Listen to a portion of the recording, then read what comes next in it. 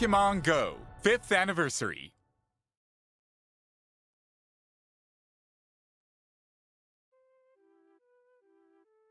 Hello to all of our wonderful Pokemon GO trainers that are viewing the broadcast. Welcome to the Pokemon GO Invitational. Of course, is the wonderful Professor Marky. Welcome to the stream, Marky. I'm so excited. Thank you for having me. This is so amazing. The Pokemon GO Invitational, where we get all of the amazing influencers from all around the regions in Asia to compete in an invitational for Pokemon GO. So exciting. So let's talk a little bit about the Pokemon Battle Festival Asia 2021, Daniel.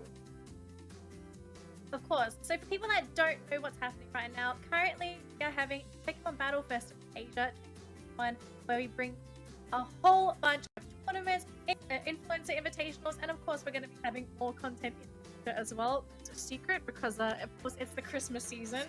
Who doesn't love surprises during Christmas?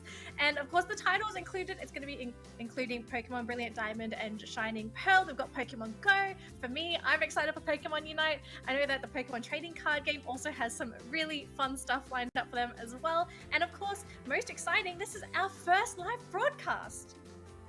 Now, Professor Marky, and it's just so exciting, Danley, to collaborate with all of the Pokemon players from all around the region, and all of them celebrating different types of Pokemon games. So it's just a fascinating time to be alive. Don't you think, Danley? it is. It is, absolutely. So today we're going to have 7 wonderful influencers from 7 different regions competing for the title of who is going to be the best Pokemon GO trainer today. And the regions that are going to be included include Hong Kong, we've got Indonesia, Malaysia, Philippines, Singapore, Taiwan, and Thailand. So of course, let's take a look at our influencers and the Pokemon that they're going to be competing with today. Marky, I know you're going to be very excited about this because as Professor, you are very well versed in the competitive world of Pokemon GO. I love how we're pushing the whole Professor thing, but yes, I enjoy my Pokemon GO PvP gameplay. Give me a second. So for people that are just tuning into the broadcast, here are our 7 wonderful influencers and the Pokemon that they're going to be competing with today.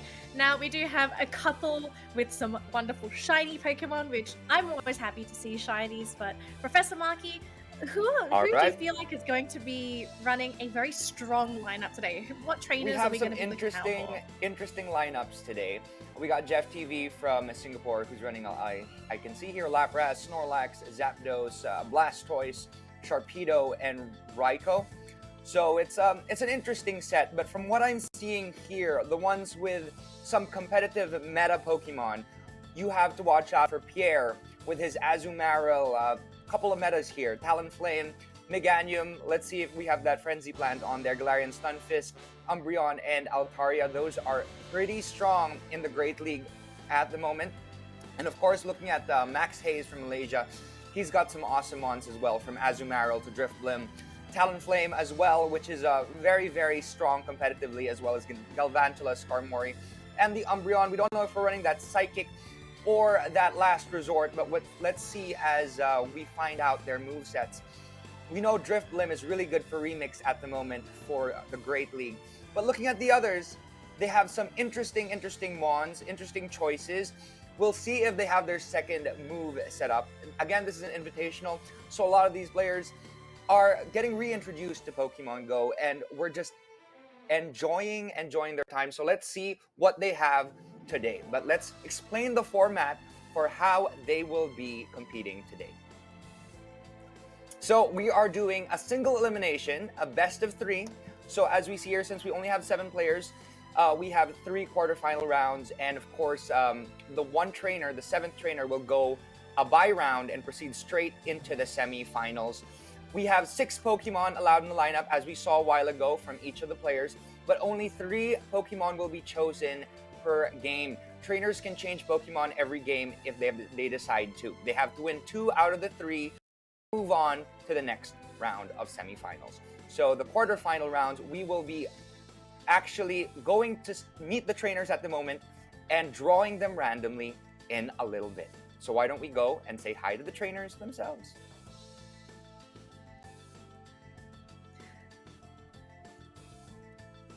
Hello, hello, hello. So I'm really looking forward to seeing some of these players because personally, I know one of them. We've been friends for quite a while. And Marky, I know one of your best friends is competing today. Yeah, we got a good friend from the Philippines. We got Moymoy, or Roadville, is here as well with us today. So we're excited to reintroduce him to Pokemon Go. I remember playing a little bit with him in one of our invitationals around a couple of years ago in the Philippines. So it's quite exciting to see how he's evolved as a Pokemon Go player as well. And also this invitational is there to really introduce Pokemon Go to not just players who play, but also players who want to get back into the game. We're trying to be inclusive. This is the invitational after all. It is not the competitive rounds. This is a nice invitational round for all of the players around the region, our influencers, to really compete and enjoy the game, Pokemon Go. Well, that's the whole point, right? Like, you really want to have fun when you play these games. But before anything, of course, we do need to introduce our wonderful trainers that are going to be competing today. Let's go on over and meet them right now. Marky, I know, I believe one of your favorite friends, he's here. My friends is here, but who else is there? We've got 7 trainers today. That we do. So why don't we introduce them just one by one? Let's introduce your names. I'll call out your region, and then just say your name. Hi, this is us. First one is Singapore. Hello, I'm Jeff from Singapore. And then on the middle of the screen, we have Hong Kong. Hello, I'm KZee. I'm from Hong Kong. Hi. Hello, KZee. Hi. What's up? And from Taiwan, one of the guys with good team setup. Hi, I'm Pierre. I'm from Taiwan. Hey, Pierre. How you doing? Excited for your rounds today. And then in the very center of the screen, we have Indonesia. It's actually Alpats Gaming. Hi, welcome. Hello everyone, I am from Indonesia. Hello, I am Alpats. Alpats Gaming. Hello. Hi. Such a cutie. And of course, in the bottom left, we got from represent the Philippines. Hi, I'm Roadville of Moymoy, Palaboy. Greetings. What's up, Roadville? Yeah, all good. Good luck, have fun. And of course, I got my boy down in the bottom of the screen, Maxhaze from Malaysia. Hey, what up, man? Yo, what's up? I'm Maxhaze from Malaysia. Yes. Competitive players here, excited to see the rounds. And finally, from Thailand, we got... Hello, it's Thailand. Hi, welcome. Welcome, it's all nice to have all Necross, of you here Melphist. today. It's great to have Now, I all know of you all of today. you guys.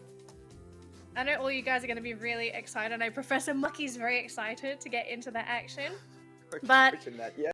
Are you looking at Maxhaze? He's very, very excited. But good luck, have fun today. I know you guys are going to have lots of fun. And right now, we don't know who's playing with who because we haven't drawn the brackets yet, right? Have we, Marky? Yes, we're actually randomly drawing them in a little bit. So why don't we do that right now? Let's draw the brackets for the quarterfinals. All right, so our first contender for the day. Now remember guys, this is going to be, all of our rounds are going to be best of 3s. We're going to be drawing the trainers' names randomly one at a time. Okay, so it's going to be nice and slow. We're gonna build up that climax, right, Marky? Yes, and we then we're will. going to find out who will be our first 2 contenders. We're going to have that nice drum roll in between each round, so we'll see. All right, our first trainer is going to be... Wow, we got Necross from Thailand for the first slot. All right, so we're going to be slotting him into the brackets. Now, who is going to be his opponent? Who is going to be playing our first game of the day? It's going to be... I wish I had a drum here. Jeff TV from Singapore! Yay! Alright, so we're going to just go very quickly to the brackets to remind people that these are going to be our first two trainers that are going to be duking it out with their Pokemon for today. Necross Melphist from Thailand is going to be going head-to-head against Jeff TV from Singapore. But we're not going to go to the match just yet. We're going to decide our next quarterfinal match. Yes, let's find out who the quarterfinalists for the second match will be. Let's find out now. Let us do the first draw. Maxhaze from Malaysia. It's your boy, Danley. Yeah, your I'm boy. looking forward to this matchup. Hang on, if it's And you'll Moymoy, be going I up swear. against. I Let's do a swear, little is drum it roll, Moymoy? a little snap. It's Pierre Pierre from okay, Taiwan. Okay. Oh my gosh! It's the Oh two my competitive gosh. players are going up against each other the first round. Oh my gosh, this is going to be exciting. For the second quarterfinal, we got Maxhaze from Malaysia versus Pierre from Taiwan. Those are the two that I was looking at because their teams look very, very strong and they are going to be starting it out. Well, at least we're going to They be getting are some really battling hot it out. matches, aren't we? That is going to be All right, quite quarterfinals third For the lineup. day, we're going to find out who our next trainer is going to be. It's going to be Alpats Gaming from Indonesia. She's going to be playing up against another trainer. And Marky, I'm wondering who's going to be getting the bye round. I wonder who this is going to be.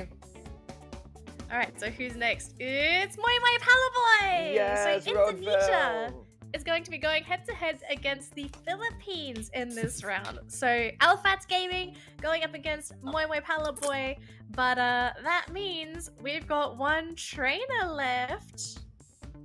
Yes.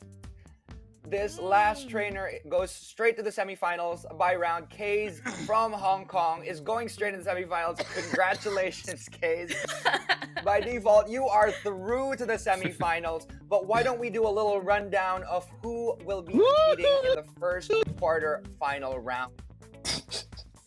Necross Melphist from Thailand versus Jeff TV from Singapore for the first quarterfinals. Then we have Maxhaze versus Pierre for our second quarterfinals of the day. And for the third quarterfinals, we got Alpats Gaming from Indonesia versus Moymoy Palaboy or Rodfell from the Philippines.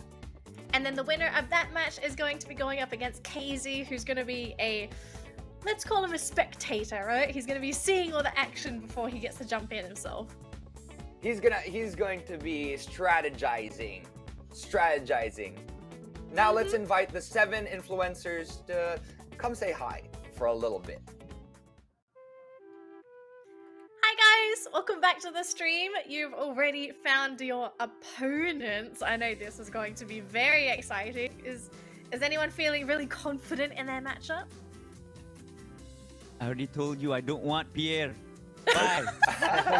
I didn't want. That's literally Reset who the I did bracket. not want.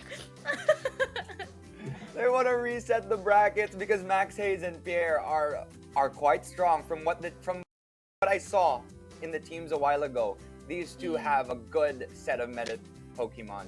So I'm very excited to see that match. So we are going to send all you guys to get ready, but let's keep Jeff here to have a conversation with him before we start the matchup. Let's go into that in a little bit. So bye guys, and please everyone. relax in our standby room and strategize, get your teams ready for your battles.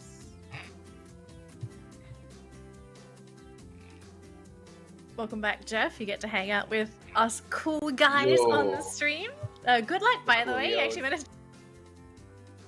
Feeling? I'm feeling good. Pretty nervous as well. Because I a long time no play Pokemon Go already. For a long time. Yeah. But you have an interesting. I don't play Great League usually.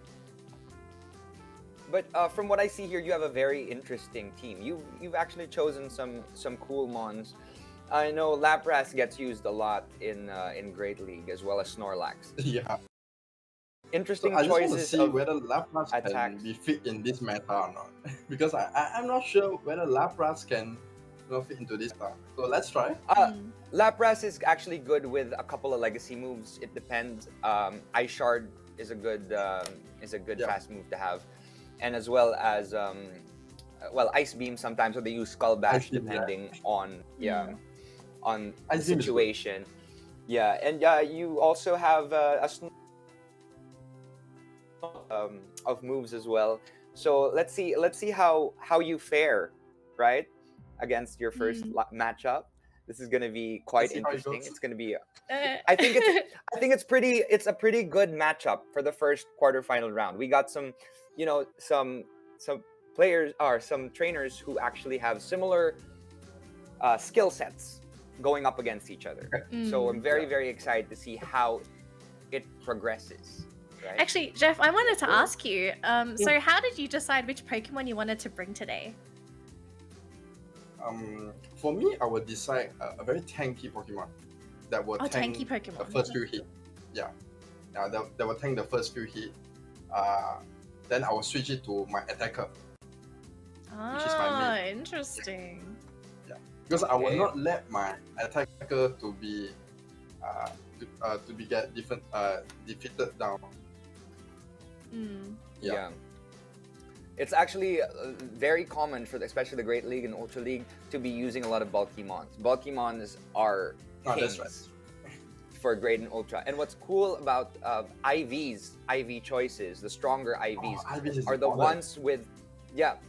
ones with higher HP and higher defense as opposed to attack. Definitely. Depending on the mon. There are some 100 IV depending, mons that are actually quite strong. So let's see how these mons fare, depending, right? So why don't we send out Jeff to get ready for the first match Okay. All right. Okay. in a little bit? I think he needs to get a little prepped, right? Just have a glass of water on standby. Have that glass of water, just watching out for what your opponent has in store for you. But wait, why don't we ask Jeff as well? Let me ask you, are you a Pokemon fan? What is your favorite Pokemon ever since the beginning? What would you say would be your favorite Pokemon? Not necessarily the best attacker. Pokemon. I have tons of favorite Pokemon, but my best one is Snorlax and Charmander. These two. Charmander. So that's why you got the Snorlax. I see. Okay, because Yeah. looking at your team, Jeff, right? I noticed that you're running like lots of water and electric Pokemon, and then I just saw the one lonely Snorlax, and I was thinking there has to be a reason for this Snorlax. And now I know why. It's because he's your favorite Pokemon. Kind of, yeah. Because I want my Snorlax to be take the first few hit. Because he can tank the first few hit. All right, Jeff, thank you so much for joining us for this very short interview. We'll let you go get prepared for your battle, and we're looking forward to your match. Good luck. We are looking forward to this. Let's start this off strong, Jeff. Man, I'm This looking is so forward exciting. to this first matchup. Yeah, no, right? It's really interesting to see Jeff's Pokemon because he's a lot of water and electric type mons. If he what I goes up actually wanted against to some ask ground you. types, I mean, I guess the water types are there to combat the ground types, but it's just gonna be an interesting setup. Normally, it'd be better to have. Actually, we're seeing a lot of teams running grass types, electric types, so it's not like counters aren't common, right? Yeah, exactly. So who knows what'll happen? But the less options you have, the higher chance of countering it by the opponent. I see Necross has a Whiscash, which is quite strong versus those electric types. Although, actually, because it has speaking that of his Blizzard Whiscash as get rid of well, that I'm a little bit Zapdos. worried for Jeff actually with the Whiscash because I don't think he's got any grass moves to deal with it. So it's going to take him a really long time to down the Whiscash. Yeah.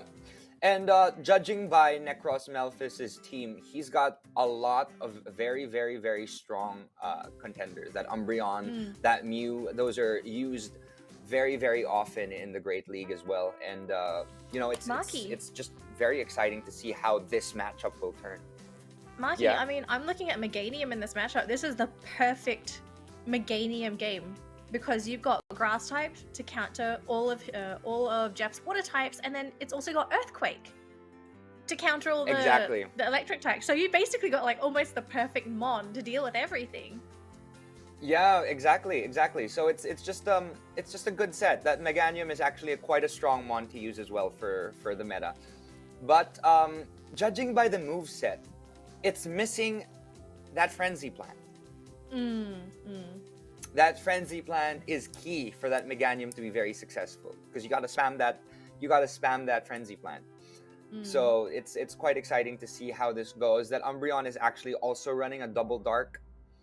So hopefully that can actually play forward. Also, Mew is using Surf, which is quite good. Rock Slide is an interesting choice. It's a spicy choice for Mew. I normally see it like a Flame Charge, or the cool thing with Mew is that you can TM it all sorts of different moves as well. It's a wild card pick because you get to choose so many different moves for it. It's I think it has the most fast and charge type move that it can actually potentially use out of all the Pokemon in Pokemon Go. Yeah. So that's really exciting to see for Necross and Melphist. This is going to be Thailand versus Singapore with Jeff. So, and judging by the fact that Necross has more Pokemon with 2 moves, right? For their charged attacks, as opposed to Jeff TV, who only has 1 that has opened up, a second move. So it's interesting to see how this will turn out. A lot of the mons that Jeff has chosen are not commonly seen in the Great League. So we're starting now. Let's go. This is interesting. Let's find this out. All right. Okay, so we've got Snorlax. We're on Singapore's side. That Snorlax just changed. We got that Zapdos coming out right away. I wonder what's coming in. As we can see here, Thailand is hitting with that Mud Bomb, but it missed because of the shield. It has protected itself. Let's see here. It is also coming with another Mud Bomb, and it hits it. It's half flying. So now we've got. So it only hit a neutral hit. So as we can see here, we are waiting for an attack going into that Thunderbolt, which is also, neutral damage because it is half ground type. Hopefully, let's see if this attack goes through. This might take it down. Yes, that Lizard took down that Zapdos quite quick. So congratulations, Necross, for taking down that first Mon on Jeff's side. I wonder what's coming out next. We got that Lapras. Again, that's a very bulky choice. Singapore, Jeff TV had that Lapras taken out. Let's see here if it will be able to take that Mud Bomb. We are staying with Singapore, and that Lapras is so tanky that it was able to take that Mud Bomb quite well. Let's see if that Lapras will be farming down that Whiscash. It is blocking. I don't know if that might have been a waste in a block for him. Now he has no more blocks. That Jeff TV has no more shields. The Skarmory is released by Necross on the other side. Let's see here. An attack comes out. Let's see what attack this is. This is Surf. A good choice, but since we know that Necross has 2 shields remaining, it is able to shield. Before getting that Lapras to attack from Jeff TV's side, Skarmory was able to get an attack through. Sky Attack, taking down that Lapras, and finally we got that Snorlax in. Interestingly enough, this Snorlax is not running Lick, because Lick is usually the attack that is commonly used for Snorlax. This is running a Zen Headbutt, if I'm not mistaken. So as we see here, that Sky Attack will be doing a bit of damage to that Snorlax. Fortunately, it was not that Brave Bird that we're really scared of normally for Skarmory. So as we see here, this is a potential Earthquake, yes, but it was blocked. It would have done a good amount of damage because ground is good against Steel, but, well, in the main series, it's not good at all against flying, so it's doing a little bit of neutral damage to it. But as we see, Sky Attack taking down that Snorlax, which is a GG. So congratulations, Necross Melphist from Thailand, who takes the first quarterfinals round. Congratulations. Man, that Whiscash Wow. did so much work during the first round. And he eliminated the Zapdos as well, which was actually Jeff's main attacker Pokemon, right? Because he brought in the with that Snorlax Blizzard. and the Lapras. That Blizzard came out of nowhere. I mean, I think he baited with that mud bomb, and because he thought it was a mud bomb coming, which didn't do too much damage, he decided not to block for that Blizzard, and that took down that Zapdos real fast. We know how ice types fare against the flying opponents, and of course we had some really good choices there as well with that Skarmory. It's, as we know, Skarmory is a very strong meta Pokemon, and it keeps spamming that Sky Attack, and Sky Attack it does quite a lot of damage, and of course it's also quite bulky. And it's always good to have bulky Pokemon, especially for the Great League. But let's see what choices Necross will have in the later round. But that was quite fun. That was a really good battle as well. Jeff held his own. He had that Snorlax out as well as that Lapras that did, you know, it was tanky. It took a decent amount of damage from the opponent. So good job to that Lapras for holding its own. Although if I were him, I would have chosen Lick over Zen Headbutt for that Snorlax. And of course a Body Slam instead of Earthquake. Because that would have charged much faster. Because as a Bulkymon, it's also good to have a fast charging attack. So I mean, speaking of the Whiscash, right? It was charging up so fast. I think it was, what, 2 seconds to fully charge up one of those mud bombs? And it was just constantly spamming out the mud bombs.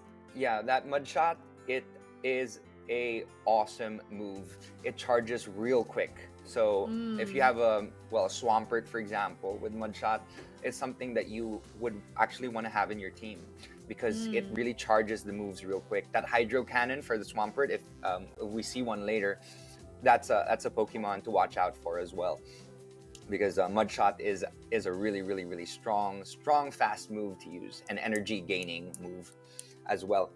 And it'll be interesting to see how Necross Melphist as well utilizes his Mew in the coming game.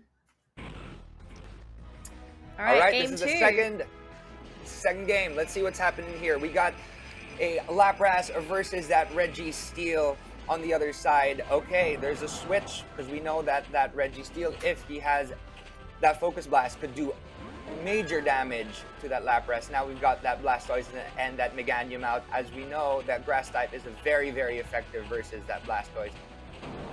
But it's farmed it down completely. Meganium takes the win from Necross Melphist's side. Again, Jeff TV is down. And as we said a while ago, multiple water types versus that grass type.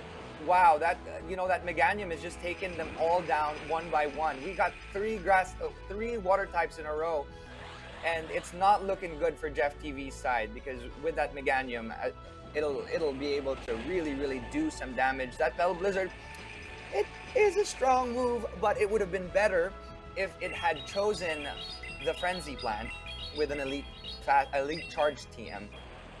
Lapras tried to hit it a little bit, but it did not, although that Frost Breath was able to farm down that Meganium, taking it down finally.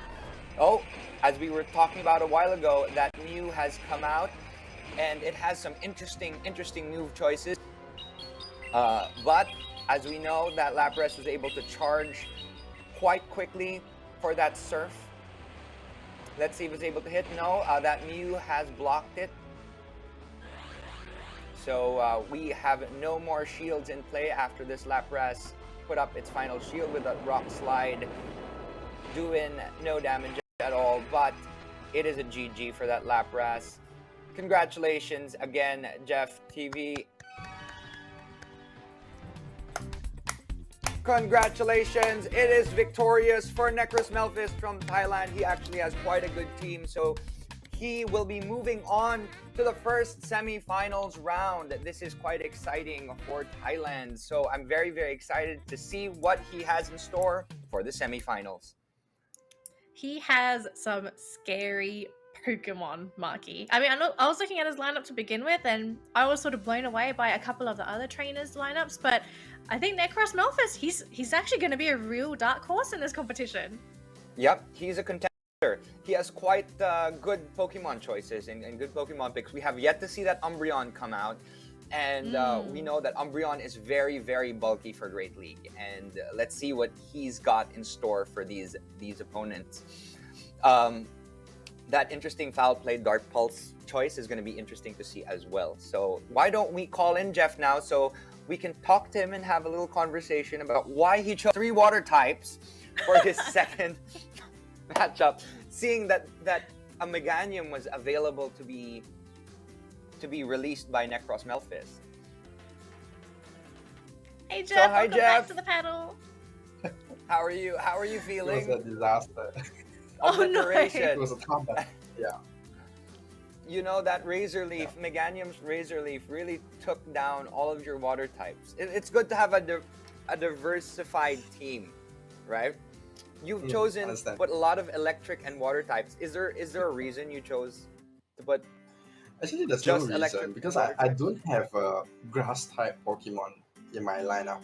I don't have it yet in my team. So the closest one is water type. So I have to pick the water type. No choice. No choice. But you know what? Some interesting choices that you can actually play if you want to continue playing Pokemon Go. There is a community day coming out very, very soon where you can actually get a lot of very competitive Pokemon that you can farm regular candy and, well, if you're at level 40 XL candy as well, to go up to level 50 for let's say in the future if you want to go into Master League. But yeah, it's a great time to farm Pokemon during the Christmas season because you'll get a lot of Pokemon that can evolve with special moves.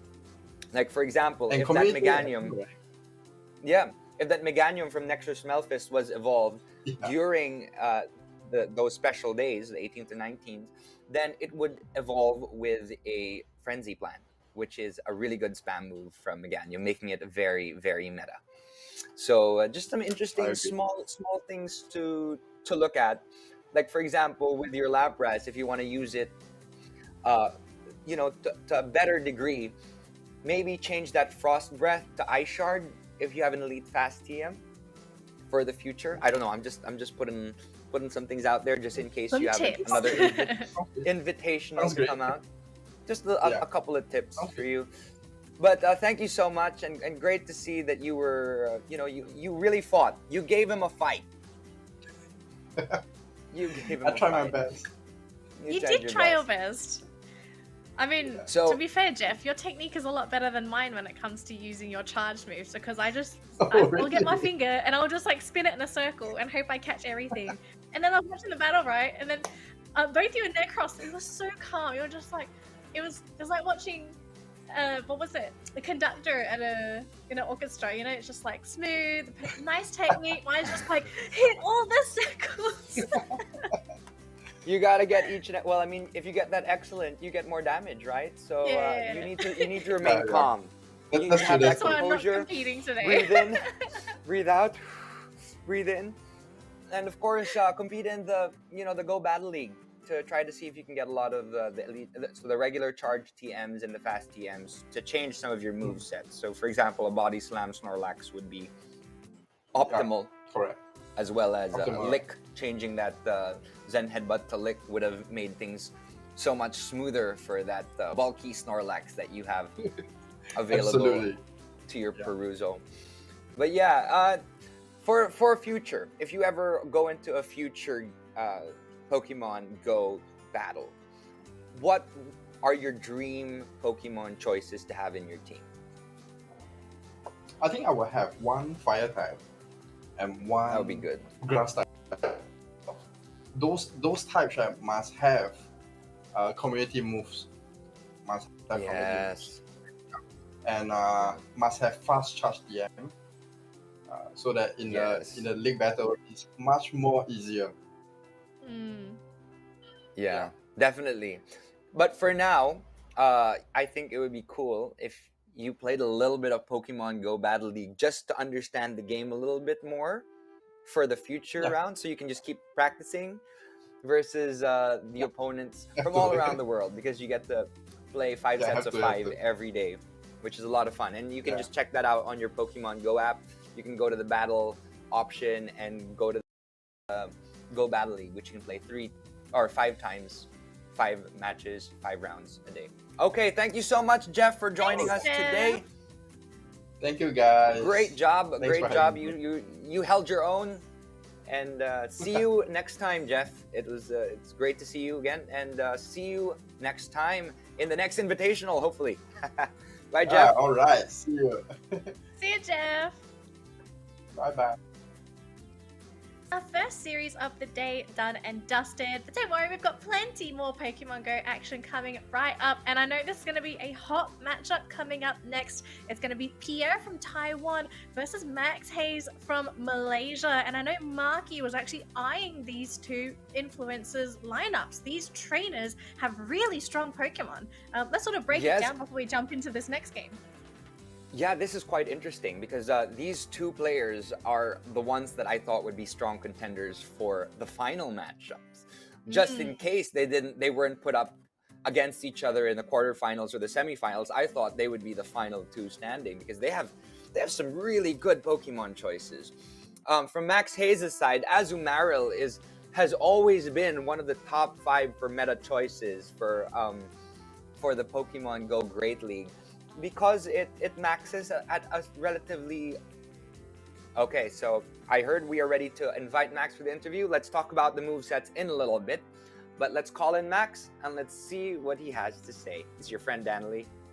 Yeah. What is up, brother? How are you? Woo, yo, what's up? Oh my god. I don't know why. I still can't believe that I'm fighting Pierre first. Yeah, I was anticipating you guys to go up against each other in the finals. This is, I was you know, hoping these to get two are the 7 slot, the free slot. That's always the best one to get. So you play a little bit less, but you already advanced to the semifinals. What are you scared of most? I mean, I think you saw Europe's Pokemon. What are you scared of most on his side? I think a Reggie was there a Reggie on his team? He does not have a Reggie on and his a team. Stunfisk. No. Stunfisk, I think. That Galarian Stunfisk. Stunfisk. Yeah. That's one you need to watch out for. Those it has a mud never shot. been able to get a PvP Stunfisk, so Yeah. that that mud shot. He has it. Danley, that mud shot. We were talking about a while ago with You were with talking Cash. about it, right? Yeah.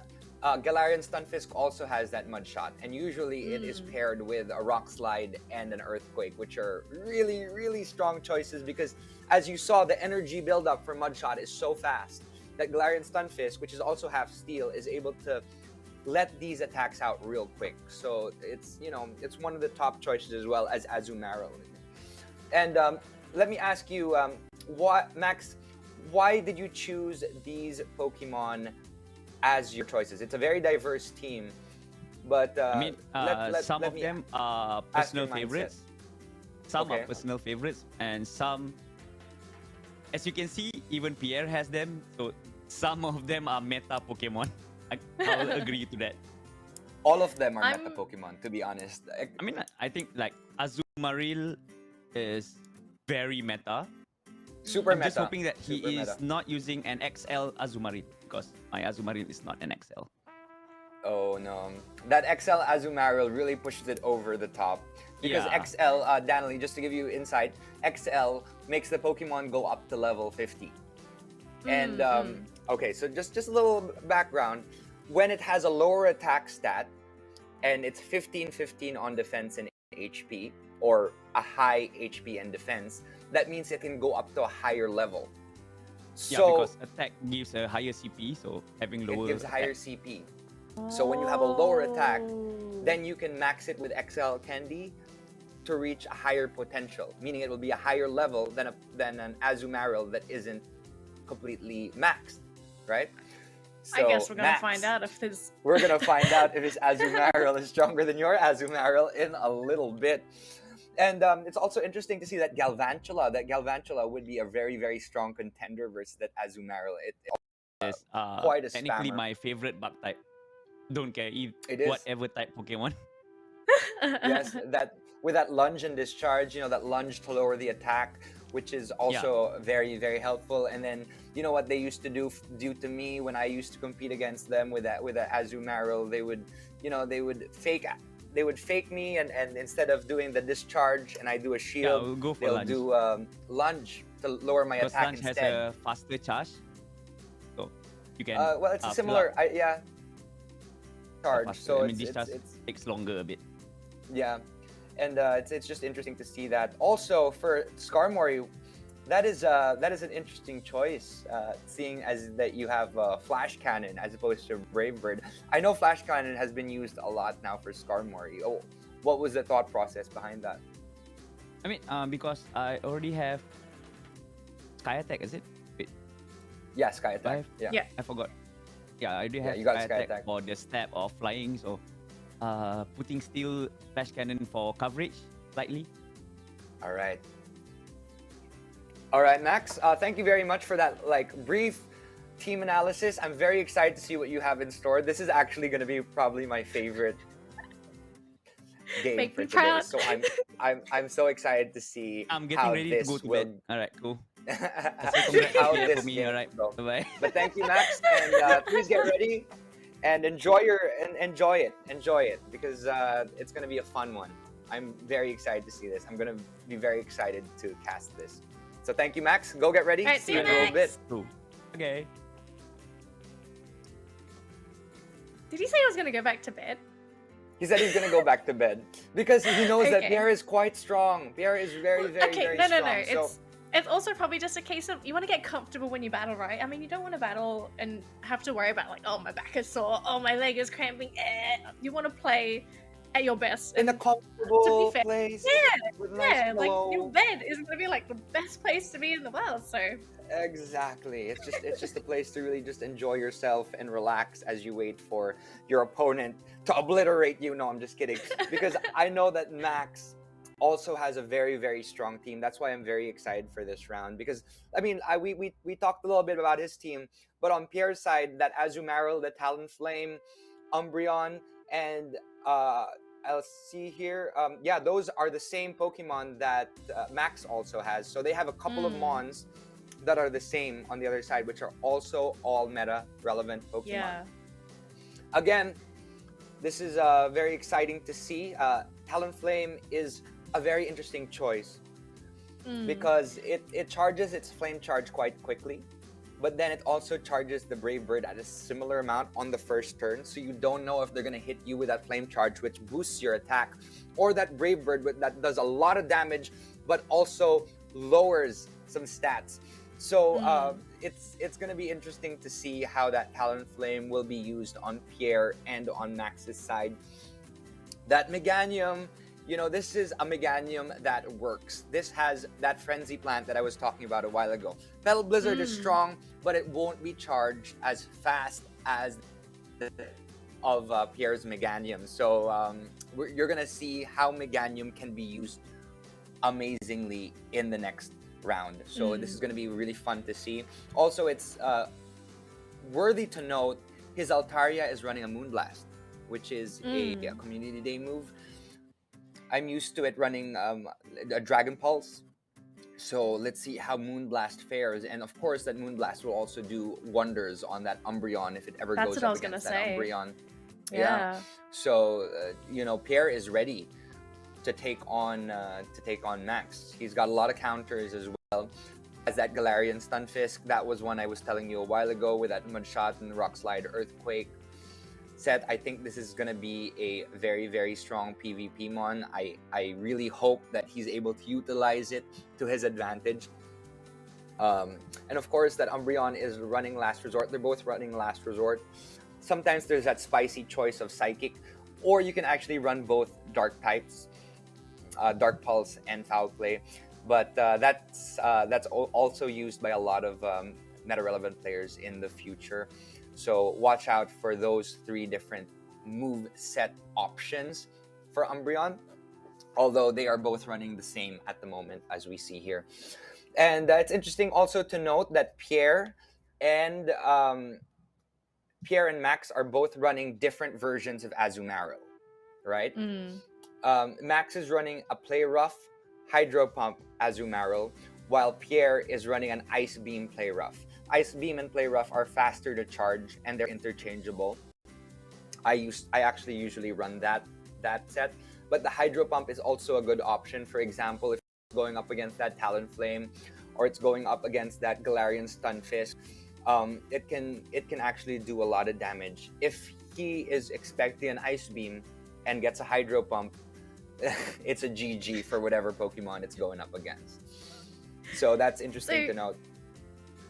So looking into some of these Pokemon, who do you feel are going to be some really strong opening Pokemon for this first round? Because let's be realistic, right? You're not going to know what your opponent wants to run as their first 3 Pokemon, but looking at the lineups, like who do you feel would be just such a safe option to open with, so that you're sort of covering all your bases? For me, it looks quite interesting. They all have a lot of their bases covered, to be honest. But a safe choice, because of the bulky nature of this Pokemon, a safe choice to run would be Azumarill to open. But let's see. Let's go in. Let's go in. Wow, Talonflame versus Talonflame. Wow, it's a good startup match here from Maxhaze from Malaysia versus Pierre from Taiwan. All right, let's see if Pierre is about to attack. It was able to beat that tie. That Brave Bird came out and it was blocked by Maxhaze. We got Azumarill versus Azumarill. As I said a while ago, it is a good choice. But let's see here who hits first. We know that Pierre from Taiwan did that Play Rough, and you know, an Azumarill with a Play Rough versus an Azumarill with any other option is going to be tough to beat, because Play Rough is the only one that's really super effective against the Azumarill on the other side. So we've got 2 Azumarills utilizing that Play Rough option. Quite smart on both sides. So we started off with 2 Talonflames. Now we're going up 2 Azumarills that both run Play Rough. Let's see here who will hit first and who will be able to take down their opponent first. All right, so it's at the moment it is quite a tie for both sides. Although Pierre from Taiwan is a little bit behind because they have one shield out of commission. All right, that Azumarill did that Ice Beam, did a decent amount of damage, but it did not take it down. Let's see here what will happen next. That Play Rough takes down the Azumarill on the other side. This is an interesting round at the moment. We've got that Talonflame out, and it took down the Azumarill. So there you go. Pierre's Azumarill has gone down with that Talonflame out. Oh, the Drifblim comes out on Maxhaze's side. That's an interesting option to have. Will this be a Flame Charge or will this be a Brave Bird? We will find out in a little bit. Let's see here. That Brave Bird comes out, but that shield was released by Maxhaze.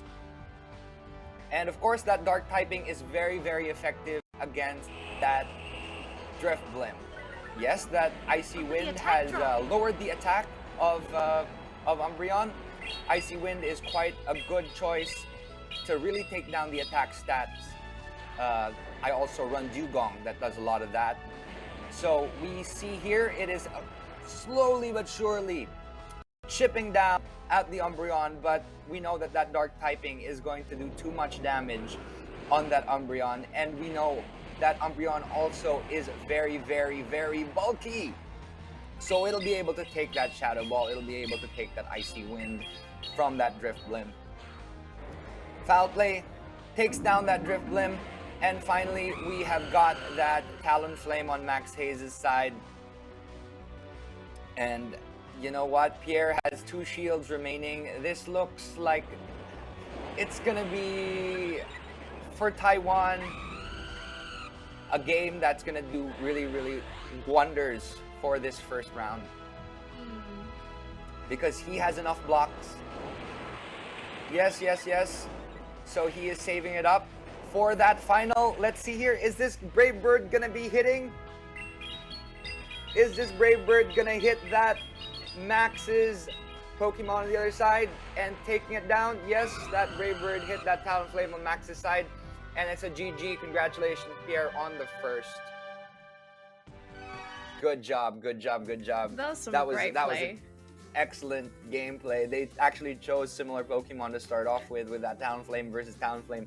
Again, that would have been my second option to choose, to have Talonflame versus, you know, whatever it is the opponent was going to have, and they both chose their Talonflames. And after that, the Azumarils came out. I saw them chuckle actually when they did like the Azumaril. exact same spot, right? I saw Pierre chuckle. Who was like, "Oh," it's because like. And it's interesting to note that they both had Play Rough. They were both running Play Rough, and that Play Rough is basically the only move that can do good damage to that Azumaril. Because when you're running a Hydro Pump and Ice Beam, if you're running that Hydro Pump or Ice Beam, it's not going to do the damage that is required to take down your opponent that actually has a Play Rough. So there you have it. Also, that Umbreon really, really, you know, it was up against that Drifblim as the final slot Pokemon, and we know that Dark type is very, very good against Ghost typing.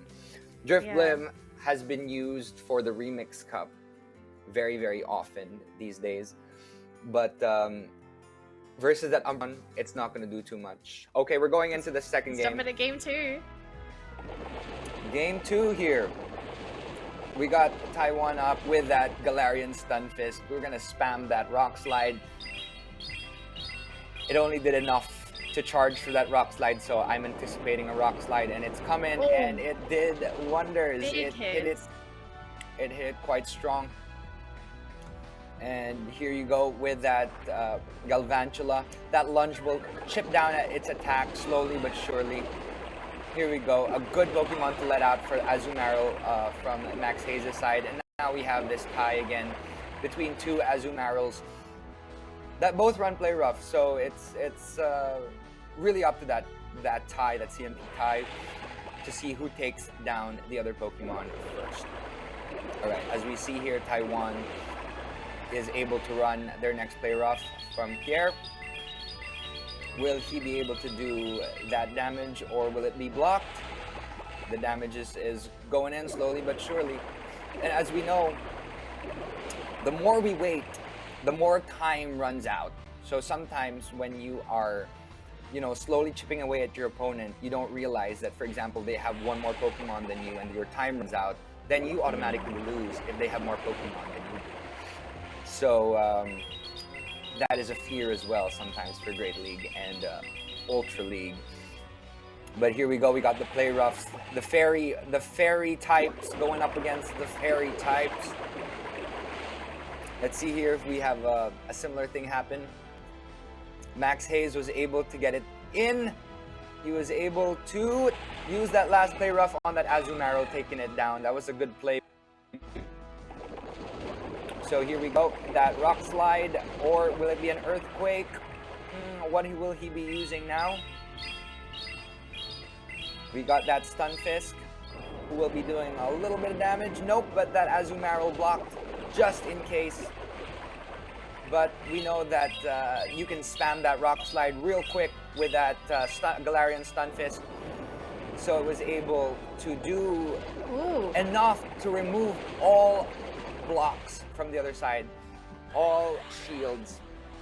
And now that Stunfisk is able to shield that Hydro Pump, let's see if that Stunfisk will be able to take down that Azumaril, and it did, it farmed it down, and now it has enough to do a lot of damage to that Skarmory. We know that rock typing is neutral damage on that Skarmory because it also has steel, but it's also, you know, I think this is going to be a GG for that Talonflame. Wow, the Talonflame comes out, and he has enough to shield. Oh Oh my gosh, I think we have a GG win here from Pierre's side. If he can get that flame charge in time, he can take down that... Oh, he took down that Galvantula as well. As we know, that fire typing is good against that bug typing. Now we see here a flame charge. And that is a GG from Pierre's side if it's able to hit. And I think it is because there is no more shields on Max's side. We have our second semi-finalist, Pierre from Taiwan. Congratulations, Pierre! Pierre is so scary strong. I'm gonna tell you right now. It seems like for those 2 matches, he had a solution to everything that Max had. What to take out, and I saw his face, it lit up. I saw his face light up when that Skarmory came out, and he was like, okay, so I am here and I'm fully charged with my Stunfisk, but once I release this Talonflame, it's gonna be over. And it was. He also had 1 shield left, and he knew exactly whatever happened with that Skarmory. Even if that Skarmory had a Brave Bird, he would be able to block that, he would be able to shield that, and release that Flame Charge.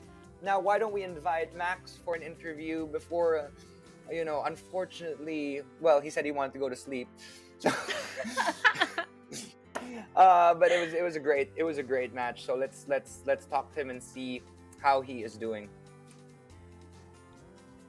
Hey Max, Hey, welcome Max. back. Don't worry too much, okay? I'm still proud of you.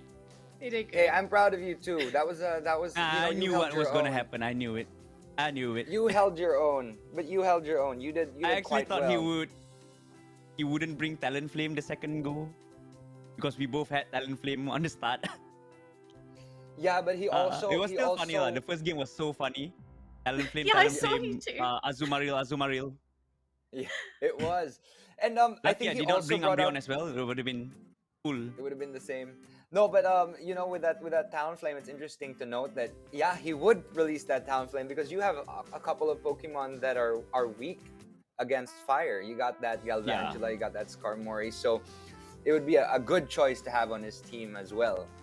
So it was all about choices, and luck was on his side also as well now, because there's a lot of luck that is involved in Pokemon Go gameplay. So what would you have done differently, Max? Let me ask. I would have brought a rock or a different water type as well. A different Just water for the type. Talonflame. For that Talonflame, yeah. You know, a good Whiscash, right? Whiscash is also a good choice, or a Hydro Cannon Swampert, right? I had a Swampert. I swapped it out for Galvantula, I think. I mean, just during to have a more diversified team, right? And it's interesting to note that both of you had very, very interesting choices. You had a very diverse team. But then when I saw you release that Drifblim, and then he released that Umbreon, I was like, oh no, this is over. A very good counter. I mean, like, we had almost similar. It's just that our last Pokemon, he has the counter.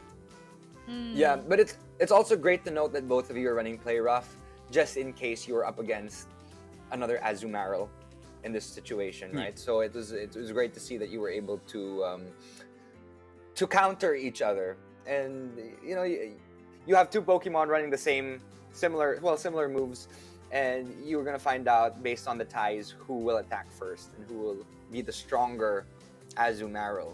So from what I saw, I don't know if he had an XL Azumarill, because you were chipping at each other. It was the same. I think it was. Yeah, because you were chipping at each other at a pretty equal pace. So it was a similar set of moves.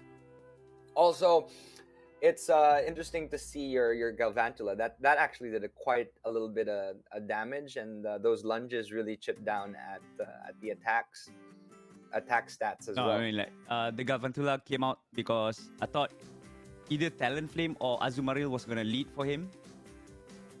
So starting out with Galvantula might have been good, but I mean, like, cause of the Volt Switch damage from lightning. Yeah, the Volt Switch would have done a lot, and you know, and pairing that up with that lunge and the discharge really would have caused a lot of damage. So so are you gonna, for Community Day this year, let me just ask you about that. If you play a little bit, what are you gonna be farming for? I'm not sure what is available on Community Day. I mean, is it open for all? Yeah, there's actually a lot of Pokemon that you can actually evolve during Com Day this year. But Shinx just came out recently. I know Danley played Shinx Com Day. My roster. Yeah. Hey, you wanna come? yeah. You wanna come with me for Community Day? For a long time. Max, do you wanna come Yeah, with me Max, for you Community should go Day? with Danley. So for Tash and I Community going Day. out together. Do you wanna come? When? I mean, I don't mind. Next weekend. Next weekend. I mean, you can just PM me on Facebook. Yeah. Sounds good. Okay, we'll find out after Sounds this, fun. Max. Right, cool. But thank you so much, Max. Thank you very much for joining us, and great to see that you really held your own and you did an excellent job versus Pierre. So hopefully we'll see you next time. Unfortunately, you were up against him in the quarterfinals. You'll be seeing Pierre at the grand final because he dropped me out. So yeah. Grand finals. Grand finals. You'll be seeing him there. So thank you, Max. Thank you again very much, and see you soon. Cool. Maybe in the Community Day with Danley. Bye, Max. Bye. Bye. That's going to be our second matchup of the day, but don't worry, we've still got one more to go before we head on to the next stage. Yes, we still have a next stage. We're not done for today, are we, Marky? Yes. We're gonna go to a little break before we go into the next set of matches for the quarterfinals. But now, you know what? Have some water, relax a little bit. The trainers, you can still plan for your next matches and your next rounds. So let's stay put and see you in a little bit.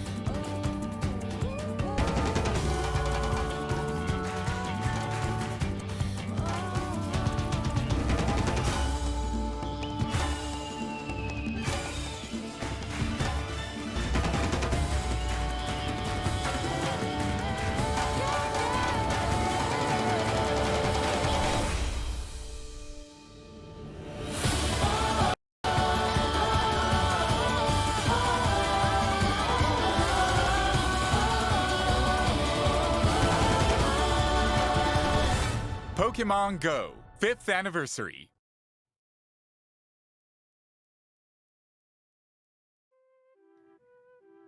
Welcome back, everybody, to the Pokemon GO Invitational for all of the new trainers that are joining us today. My name is Trainer Danily, and of course, joining me is the wonderful Professor Marky. Hello, hello, hello. I'm here today. This is Marky here talking about a little bit of the Pokemon Battle Festival Asia 2021. We are also the hosts for the highlight show, so please watch out for that on the YouTube English channel of Pokemon.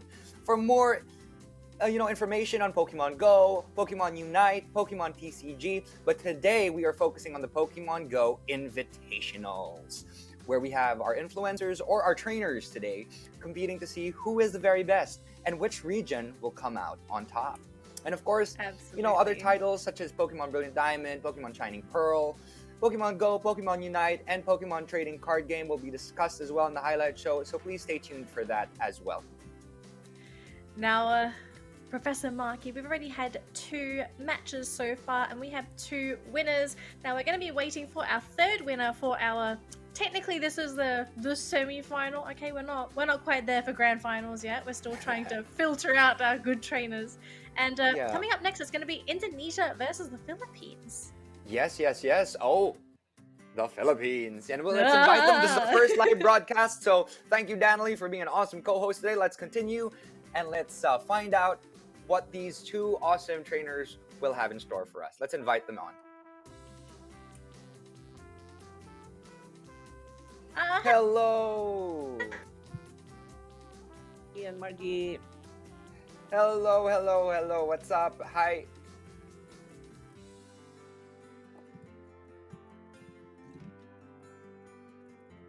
Yeah, I'm lagging. There you go. Sorry, I was lagging for a little bit there.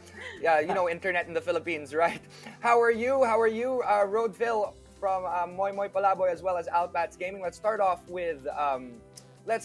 with Roadville. So, how are you, Roadville? Long time no see. The last time I saw you was also in a Pokemon event. Yes. I'm so excited to play again for Pokemon Go, and I'm so thankful for being a part of this wonderful event. And so let's just have fun and play Pokemon. Let's have fun. So, Roadville, let me ask you, what is your favorite Pokemon? Favorite Pokemon? Yeah, my favorite Pokemon is, because there's so many lovable Pokemon, so I choose Ditto. Oh yeah, Ditto. That's a good choice. Yeah. It can be anything. It can be anything you want. Yeah. Pokemon that can be anything you want it to be, right? Yeah, so cute too. Okay. So give me a little second, Roadville. Let's talk to Alpats Gaming a little bit from Indonesia. We have a translator on her side, so maybe we can talk to her as well. When did you play Pokemon Go? When did you start playing? Saya main Pokemon Go dari tahun 2016. I've been playing Pokemon Go since 2016. Oh, so the same as me. Yeah. Yes. Well, we all started Pokemon when we were 2016, where everyone was playing. You remember that time when everyone was running around the streets when there's a Snorlax? Like, it's a Snorlax! And everyone was just running, and then they all want to catch it. And then you'll see this pile of people in one area trying to catch that one Snorlax or that one Dragonite. Oh, I miss those days. Those were some fine Pokemon Go days. Yeah. What is the rarest Pokemon that you have caught, Alpats Gaming? The most rare?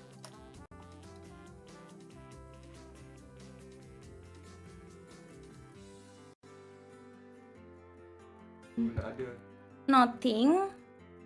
Maybe nothing. Yang maybe Charizard. Okay. Charizard. Charizard. Charizard's a rare one. That's a rare one to catch, especially when you find it live. And let's ask the same thing to Roadphil. You know, here I am trying to talk to you in English, but in my head I'm talking to you, so I'm translating it from Tagalog to English. But Roadphil, let's ask you, what is the rarest Pokemon you have ever caught? I think for me, Gyarados is rare. Gyarados is very rare. Gyarados. Yeah. And it's actually possible to find Gyarados in its shiny form in the wild now. Oh. So I remember, there was one time I clicked on a Gyarados and it was shiny, and I was like, wow, this is so cool. You're lucky. And, I'm still Did you trying get to it? evolve my shiny magic cup. It's taking forever. It'll be a while. Just keep walking it and keep getting those candies. Walking my fish. It's okay. I actually got Danley into Pokemon Go, and she's more addicted than me now. She's playing more often. She's like, why are you never online? And I'm like, you are playing a lot, which is awesome, and I'm so happy that I got you into it. But let's go to Alpats Gaming. Let me ask you about your team and why you chose these Pokemon for your team. Why did you choose Wigglytuff?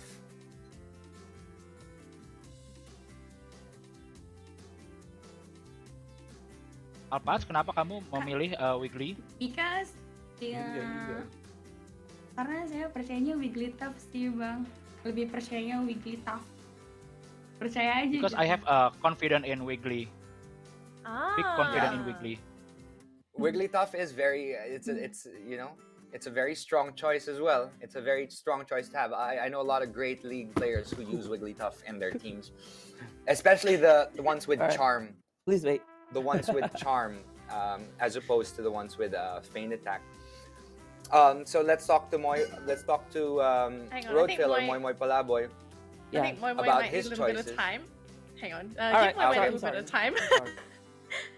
Is it good? Okay, we're giving him some time. Okay, sorry. Give him a bit of time. Let's go back to Alpats Gaming. Let's ask you, why you chose Flareon and Jolteon, both evolutions, to be in your team. Kenapa kamu pilih Jolteon sama Flareon? Alpat? Karena Flareon tuh di strong bang, lebih kuat aja. Karena dia kan Flareon kan api ya. Jadi lebih kuat aja mungkin. Yeah, because maybe Flareon have a surprise from the fire elements to the opponent. Yes, there is that surprise. Yes, that's true. And so I see Roadphil is back.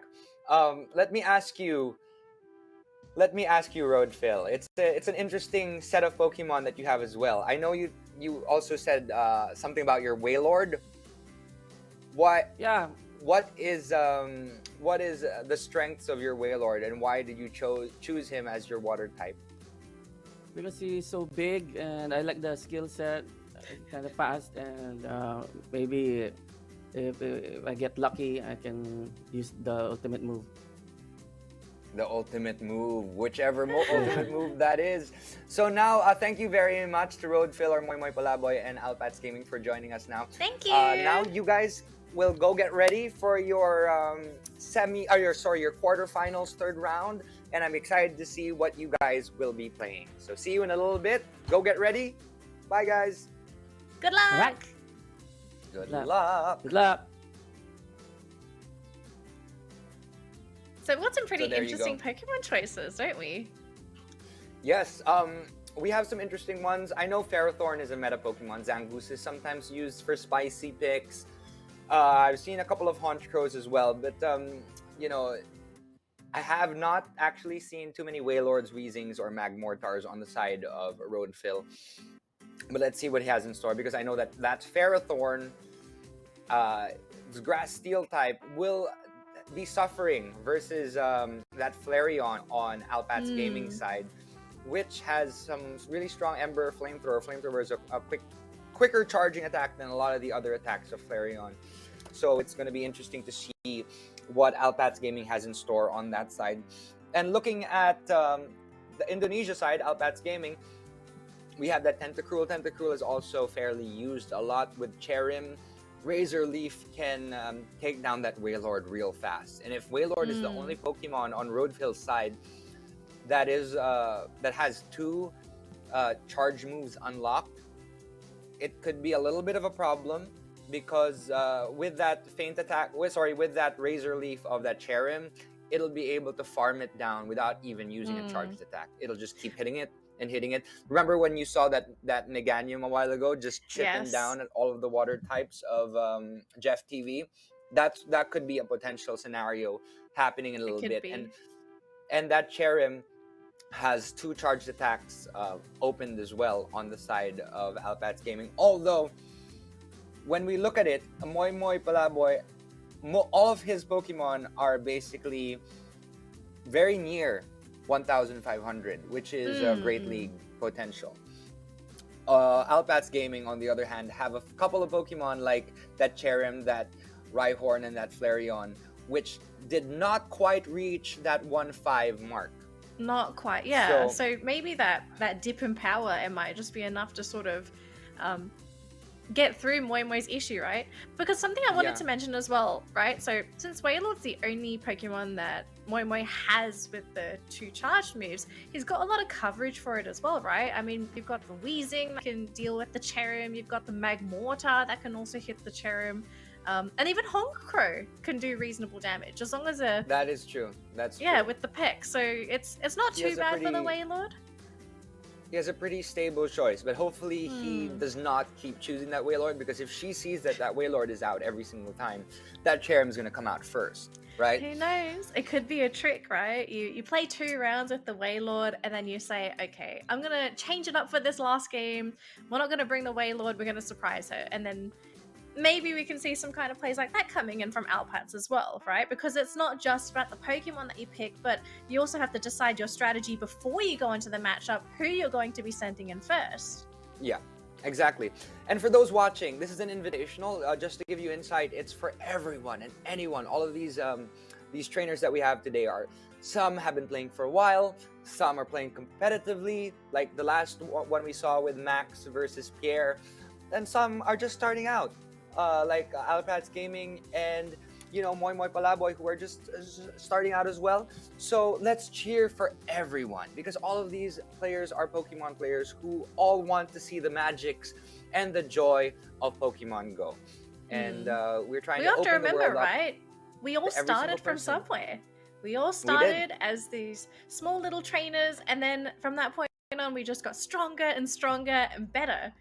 And we've got to cheer those trainers on, because how are we going to get more trainers if we're just going to keep them all out and say, you're not good enough? We don't accept that behavior here, right? We've got to be welcoming of our trainers. We're welcoming, we're accepting, we're a group of people that is a community of Pokemon players. Exactly. Whether you be a Unite player, a TCG player, a Pokemon Go player, a main series player, Let's just have enjoy some fun, these rounds. Let's have some fun. Alpats Gaming versus Moymoy versus Rodafel. Tentacruel on Alpats Gaming's side. As we know, it's Water Poison versus a Steel Grass type. Grass will do a neutral damage because that Poison typing, that did a lot of damage to it. Now we have this Rhyhorn out, and Moymoy changes to that Wailord. And we know that Water typing will do so much damage to that Rhyhorn, taking it down very, very quickly, relatively quickly, although Alpats Gaming was able to reach that charged attack quite quickly. Rhyhorn's an interesting choice for Great League, because it also has Bulldoze. And yes, it did quite a fair amount of damage to that Wailord, but it was smart for Moymoy not to block, because he is saving it for something stronger in the future. And now that Alpats Gaming, now Alpats Gaming really blocked itself. So now she has one more. All right, Moymoy is down. Let's see what he takes out next. And yes, that Pharaoh Thorn took down that Rhyhorn fairly well. There is only one shield left on the side of Alpats Gaming. That Cherrim is out. As we were talking about a while ago, that Cherrim is a strong contender. It is a strong contender, but up against this Ferrothorn, it does a decent amount of damage, unless it has that Weather Ball. But I don't know if Weather Ball was chosen by Alpats Gaming. We'll see, and we'll only find out in a little bit.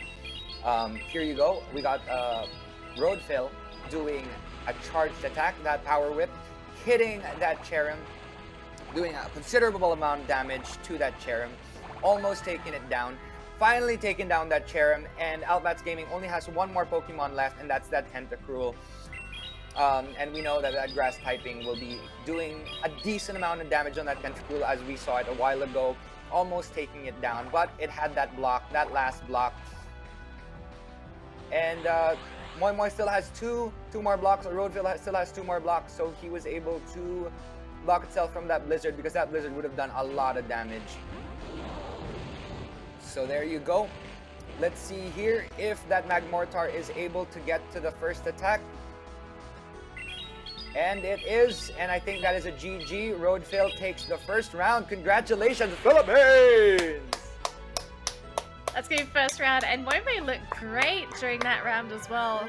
Alpats, unfortunate for her. I feel like if she brought in that Flareon this round, that would have been so good at eliminating the Ferrothorn, which was a huge thorn in her side.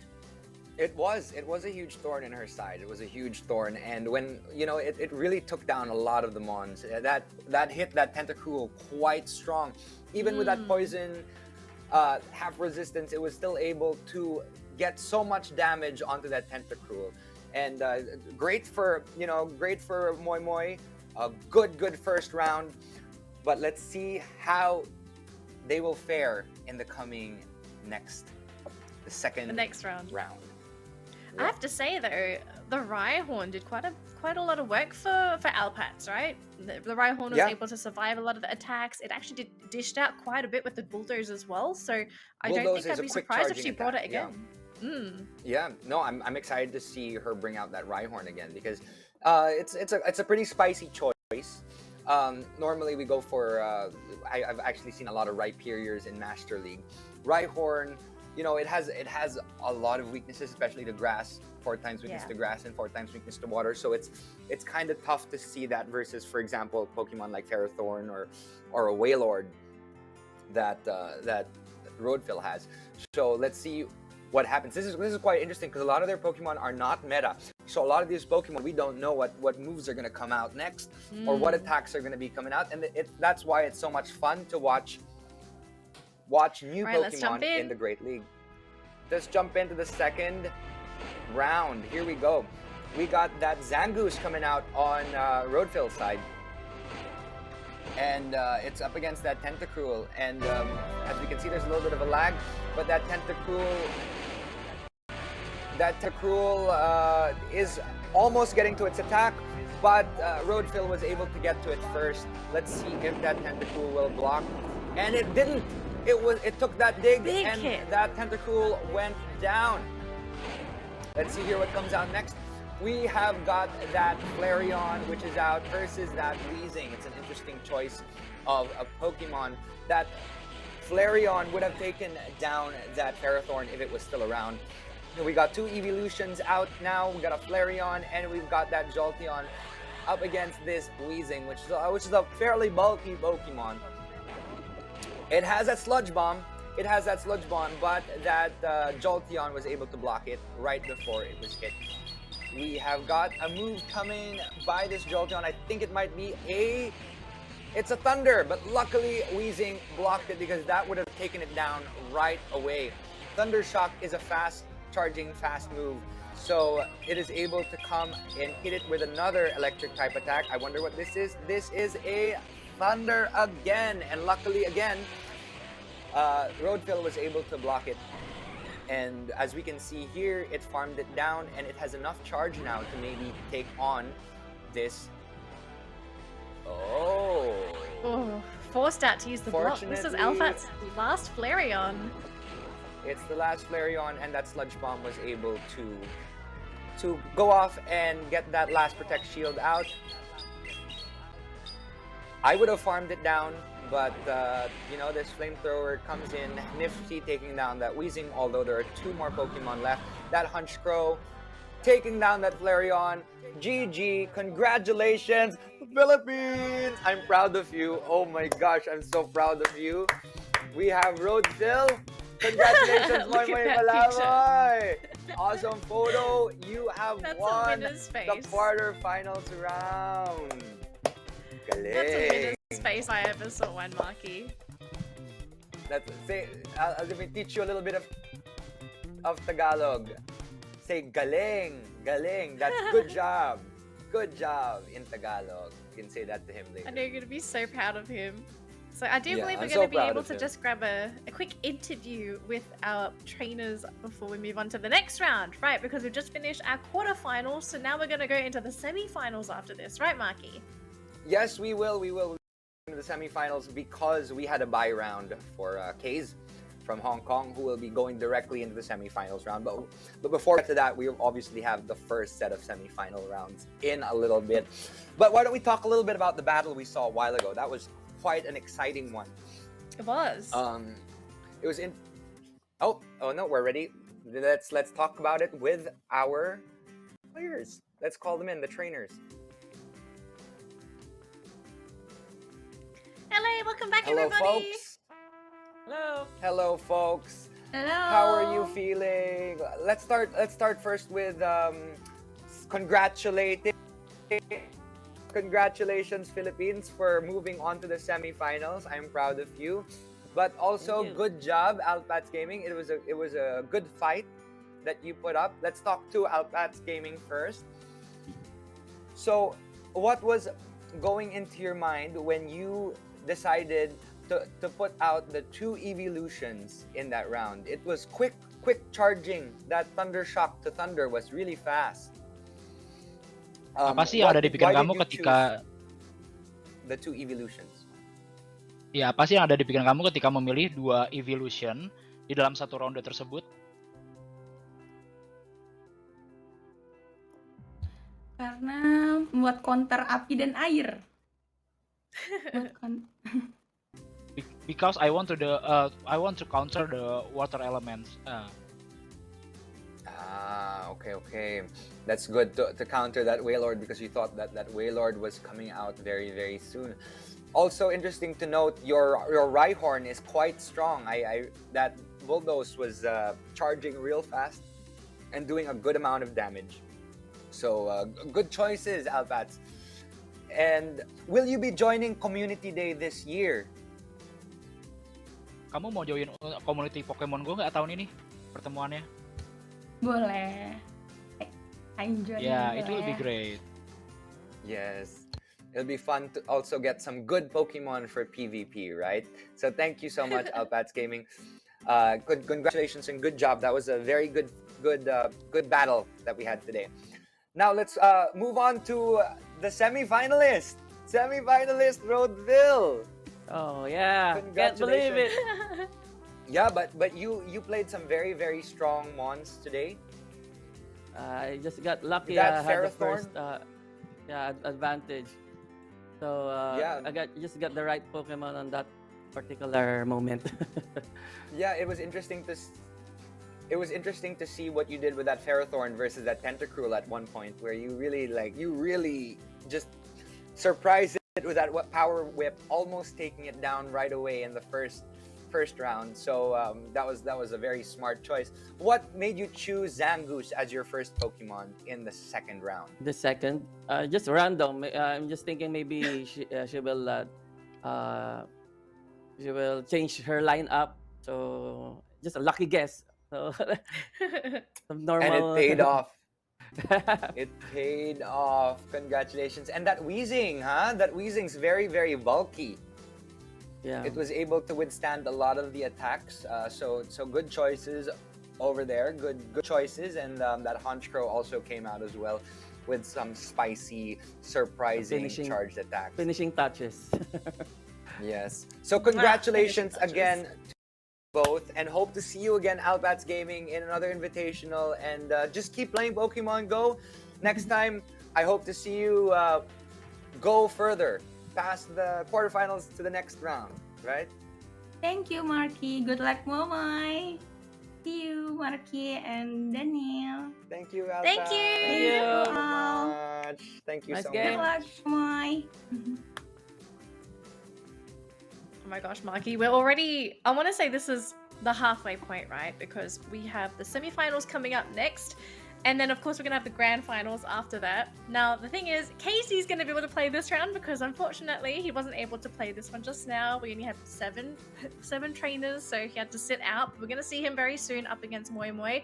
But before that, we're going to have a very spicy matchup for the broadcast. They've already eliminated a couple of our trainers, but we still have some matches coming up next for people that are here. It's going to be Pierre. The scary Pierre. I think at this point, Maki, you're gonna say that Pierre is probably the strongest trainer. No? He is. Yes? He is. He's a strong trainer, but there's also the fact that a lot of these Pokemon are not running meta choices. They're running a lot of spicy choices.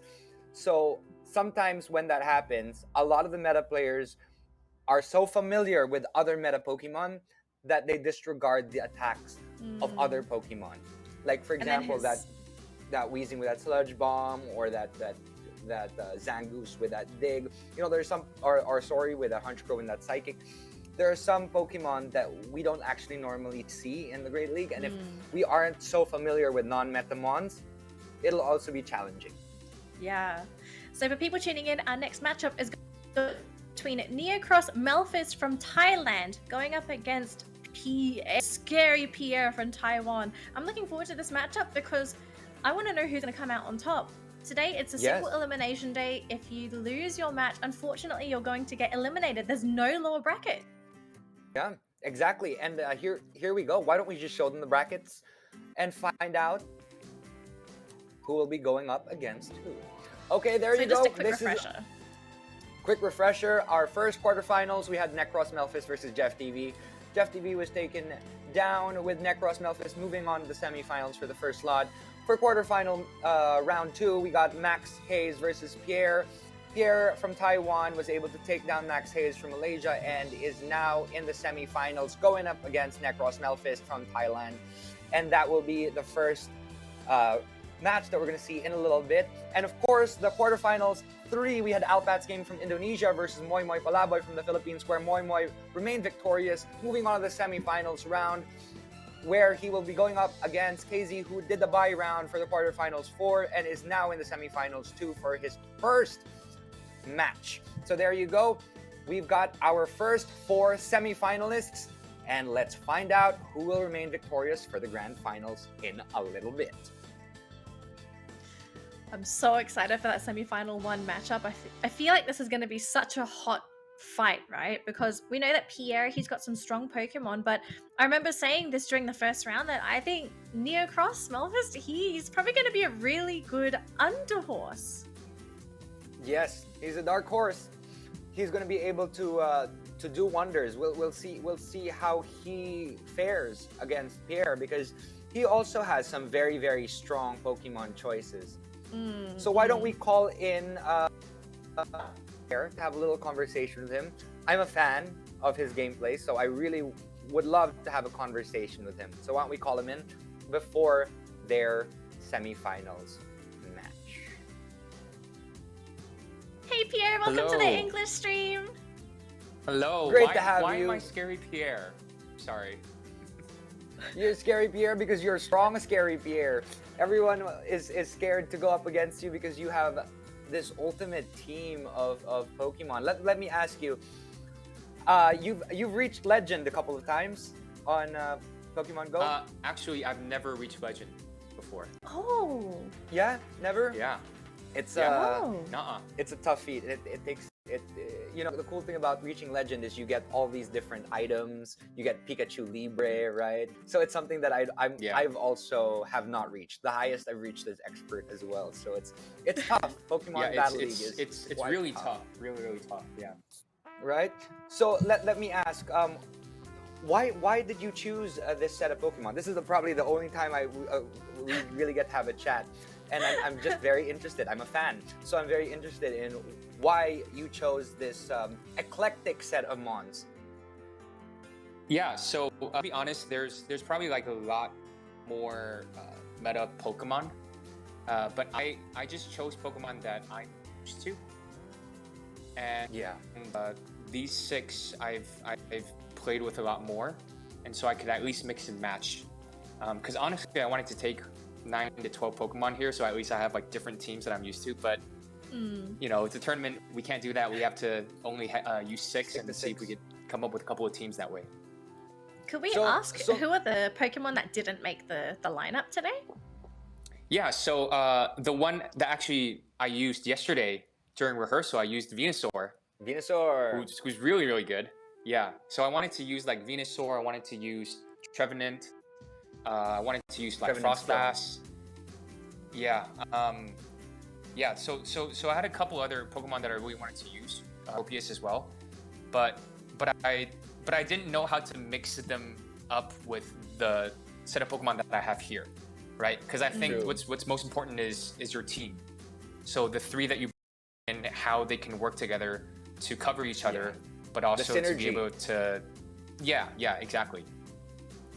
So that's like honestly for me, it's all about like getting used to the Pokemon that I use. Yeah. Okay, let me ask you what your favorite off-nut pick is. Something that is spicy. A spicy choice. Well, okay, so my favorite Pokemon is Leafeon. Ooh. Leafeon. Ooh, interesting. Interesting. So that's your favorite Pokemon. Why? Is there a specific reason why Leafeon is your favorite? Honestly, I think it was 11 years ago. I played the trading card game, and Leafeon was the one that I really liked, and it just stuck with me. So like Leafeon, I really like Gyarados, and those were times when I played the trading card game like a long time ago. Anyway, thank you so much, Pierre. And it's really interesting also to see how each Pokemon has a time to shine, whether it be in the Pokemon trading card game or Pokemon Go or Pokemon Unite. They have their time in the sun to do their wonders as Pokemon. So thank you so much, Pierre, for sharing all of this information with us. Again, I'm a fan, and I hope you do really well in the coming rounds. So see you in a little bit, and go get ready. Thank you, and good luck for this round. Thank you. Good luck. Thanks, guys. Man, so it's interesting to know that he actually wanted to bring, but 6's the limit, so you got to decide who's going to be on your team. Yeah, actually, he was talking about that Venusaur, which did really well yesterday with those Frenzy Plant spam attacks, which he really double charged for.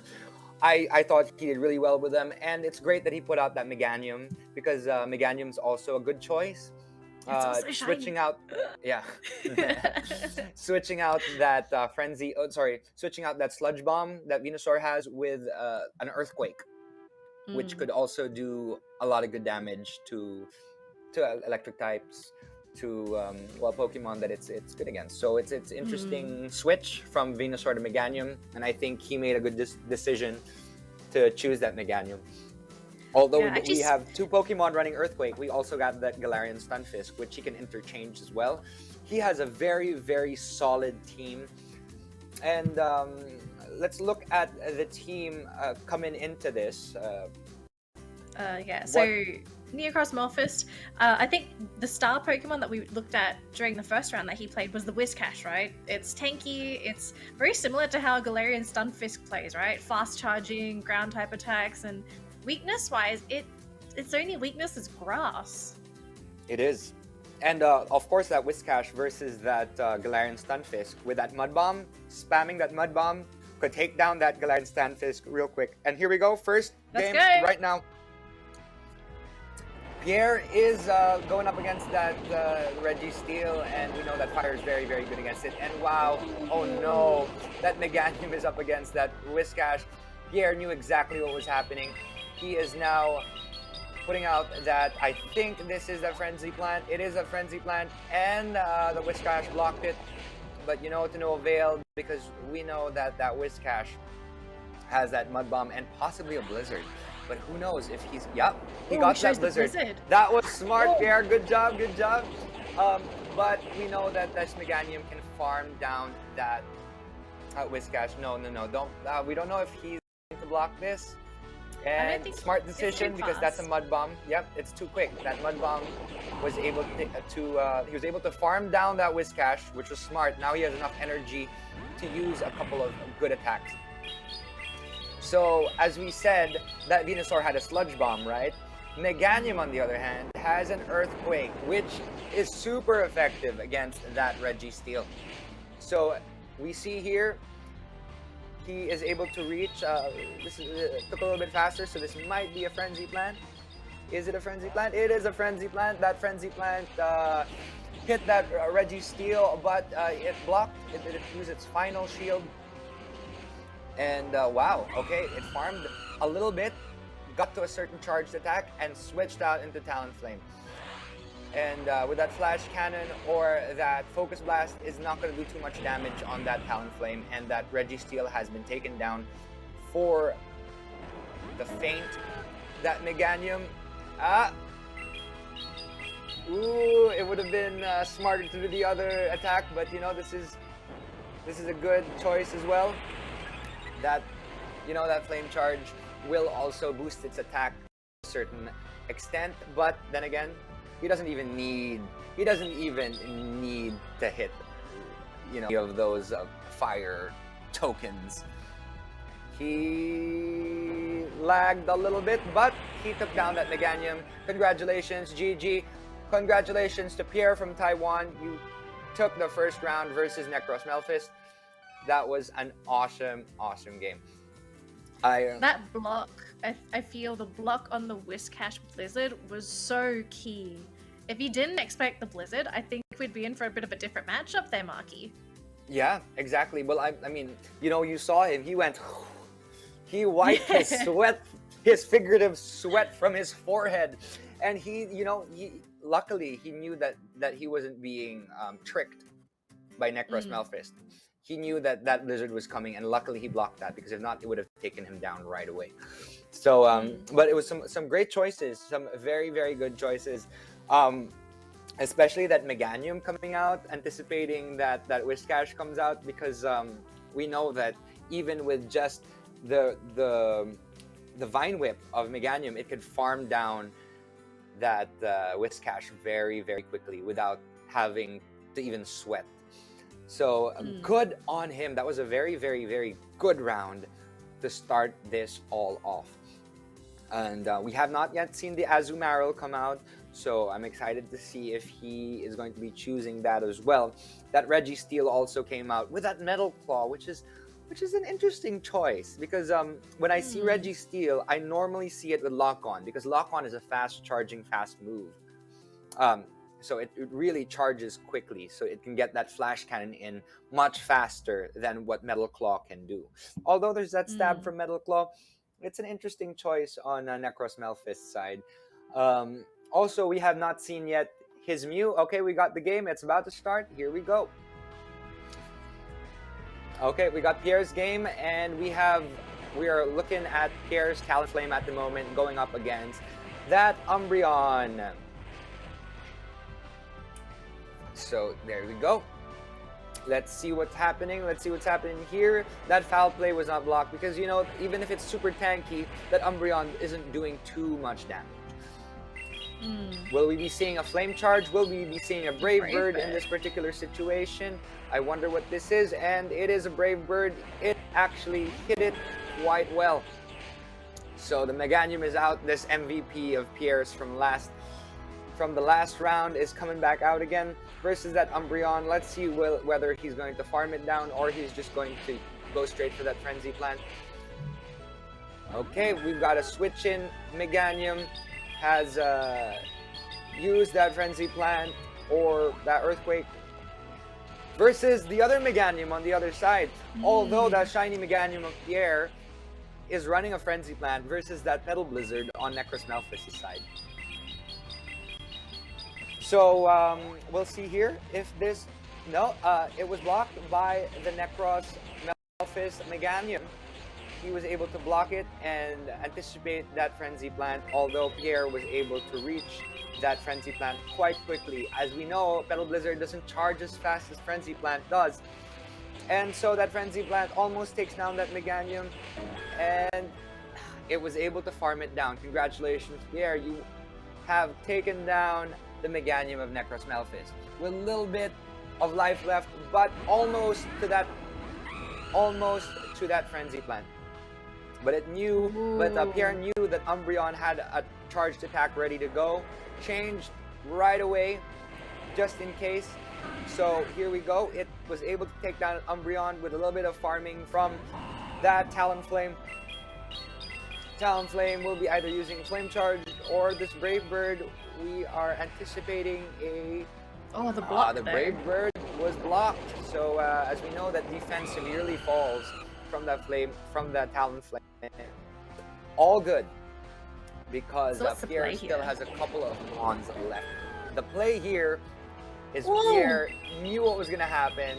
Whiscash came out. That Frenzy Plant is a GG, taking down that Whiscash for 4 times the weakness. And good job, Pierre. You have won the first semifinals round.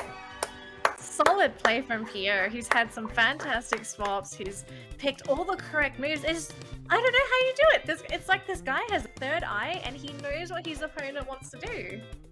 He knows exactly what's happening. He knows what's coming next. And we know that Necross Melphist has a lot of meta Pokemon at his perusal. So he was able to really understand that Whiscash could be coming out very soon, so that Meganium can't go out of play. He had to keep that Meganium in just in case that Whiscash comes out, because he knew that was probably one of the only meta Pokemon as that Umbreon, which is also utilized on that side. But as you see the difference between a Frenzy Plant Meganium and a Petal Blizzard Meganium, there is a very stark difference between the two. That Frenzy Plant Meganium will take down that Petal Blizzard, which takes so much longer to charge. But anyway, let's go back and call Pierre in and have a little conversation with him. Hey Pierre, welcome back. Hello. Congratulations. Scary Pierre Hello, is back. Pierre. Scary Pierre is That's back. my nickname now, apparently. Yeah, and so like we finally realized that in the finals I'm going to be going up against you. No, I'm just kidding. Oh really? Let's go. No, Let's go. Let's go. Let's have a fun match later. I'd I don't know. love to see it, I'll add you. And let's play a little bit once in a while, because I really liked your gameplay a while ago. It was very Thanks, smart man. choices, Appreciate it. always taking in that Meganium, because you knew I was saying a while ago that Whiscash was always going to come out to play, because that's one of the only big metamons that Necross had on his side. So it's quite smart that Meganium came out twice. Also, what was your reasoning behind your selection of the 3? Yeah, so I looked at his Pokemon, saw that my Talonflame was strong against 3 of his Pokemon. So I thought, okay, I have to have that out all the time, right? Like my Talonflame beat his Meganium Scarlet Steel, so I had to have that. Yeah.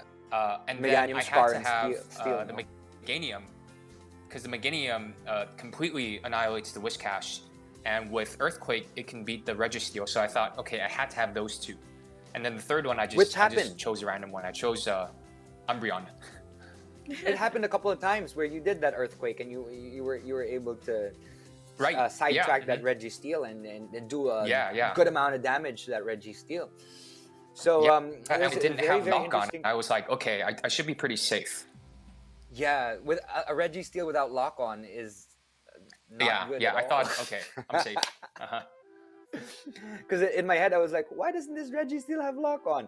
Because lock on really charges the charge attack real fast, and usually you pair that Flash Cannon with Focus Blast, which he didn't actually have in this situation. So you knew you were safe versus that Registeel. Also, it's interesting to note that Mew had some interesting choices as well. I have never seen a Mew running in playing Pokemon Battle League. I haven't seen a Mew running Rock Slide, so it's a good choice, especially versus that Talonflame. That could have that could have taken that Talonflame down. I could have taken me out. Yeah, excuse me. Yeah, it works. And so interesting choices with Umbreon and Last Resort. You prefer Last Resort to Psychic. Let me ask you why. Yeah. I think that it just has. I think for me it just has like a better neutral hit. Yeah, it does. Yeah, so right? because I have an Umbreon with Last Resort and I have another one with Sidekick. but for the situations that I've been in, I've noticed that I like Last Resort more. Yeah, especially if you're going up against another Umbreon, right? And they have Last Resort and you don't have Last Resort, then that's going to be a little bit of a problem. As well as that Altaria with Moonblast. You're running a Community Day Moonblast as opposed to a Dragon Pulse, which is seen very often. So why choose the Moonblast over the Dragon Pulse? Because it was shiny. To be honest, See, I knew one of these has to be just picked because it was a shiny. It's okay, good choice. Fan of the Altaria. Sad we couldn't see it though. Yeah, well, I haven't had a chance to use it yet. Who knows? It could come out in the finals, right? Because Pierre, congratulations, you are moving on to the finals. It is so exciting, especially talking about your analysis of why you chose each of these Pokemon, and it's just great to see how much knowledge you have of the Pokemon Go PvP battle system. So I'm just very excited to see your finals matchup. So congratulations again. I'm excited Pierre. too, but also nervous. Yeah, it's time to do a little bit of strategizing to see which Pokemon you're going to be choosing for that next round. Right? So here we go. Right, so I think we're going to prep for the next matchup. So Pierre, we'll let you go have a break so you can prepare for your grand final, and we're looking forward to your Awesome. matchup. Thank you, guys. Right, Let's see that Altaria come out. See you, Pierre. Yeah, we'll see. We'll see. Thanks, guys. We'll Appreciate see. it. Who knows? Who knows? Bye. Right, so that's our first semi-final matchup done and dusted, Marky. We've got one more to go before we jump into grand finals. All right, but before that, why don't we have a little time to just have some water, have a little bit of a relaxation break, calm mind, and maybe for Roadfill and KZee to maybe look into what Pokemon they're going to bring into their semifinals round. Let's have a little break. Why don't we, Danley? Let's just chill, relax, and enjoy the time before the semifinal round number 2. See you guys in a little bit.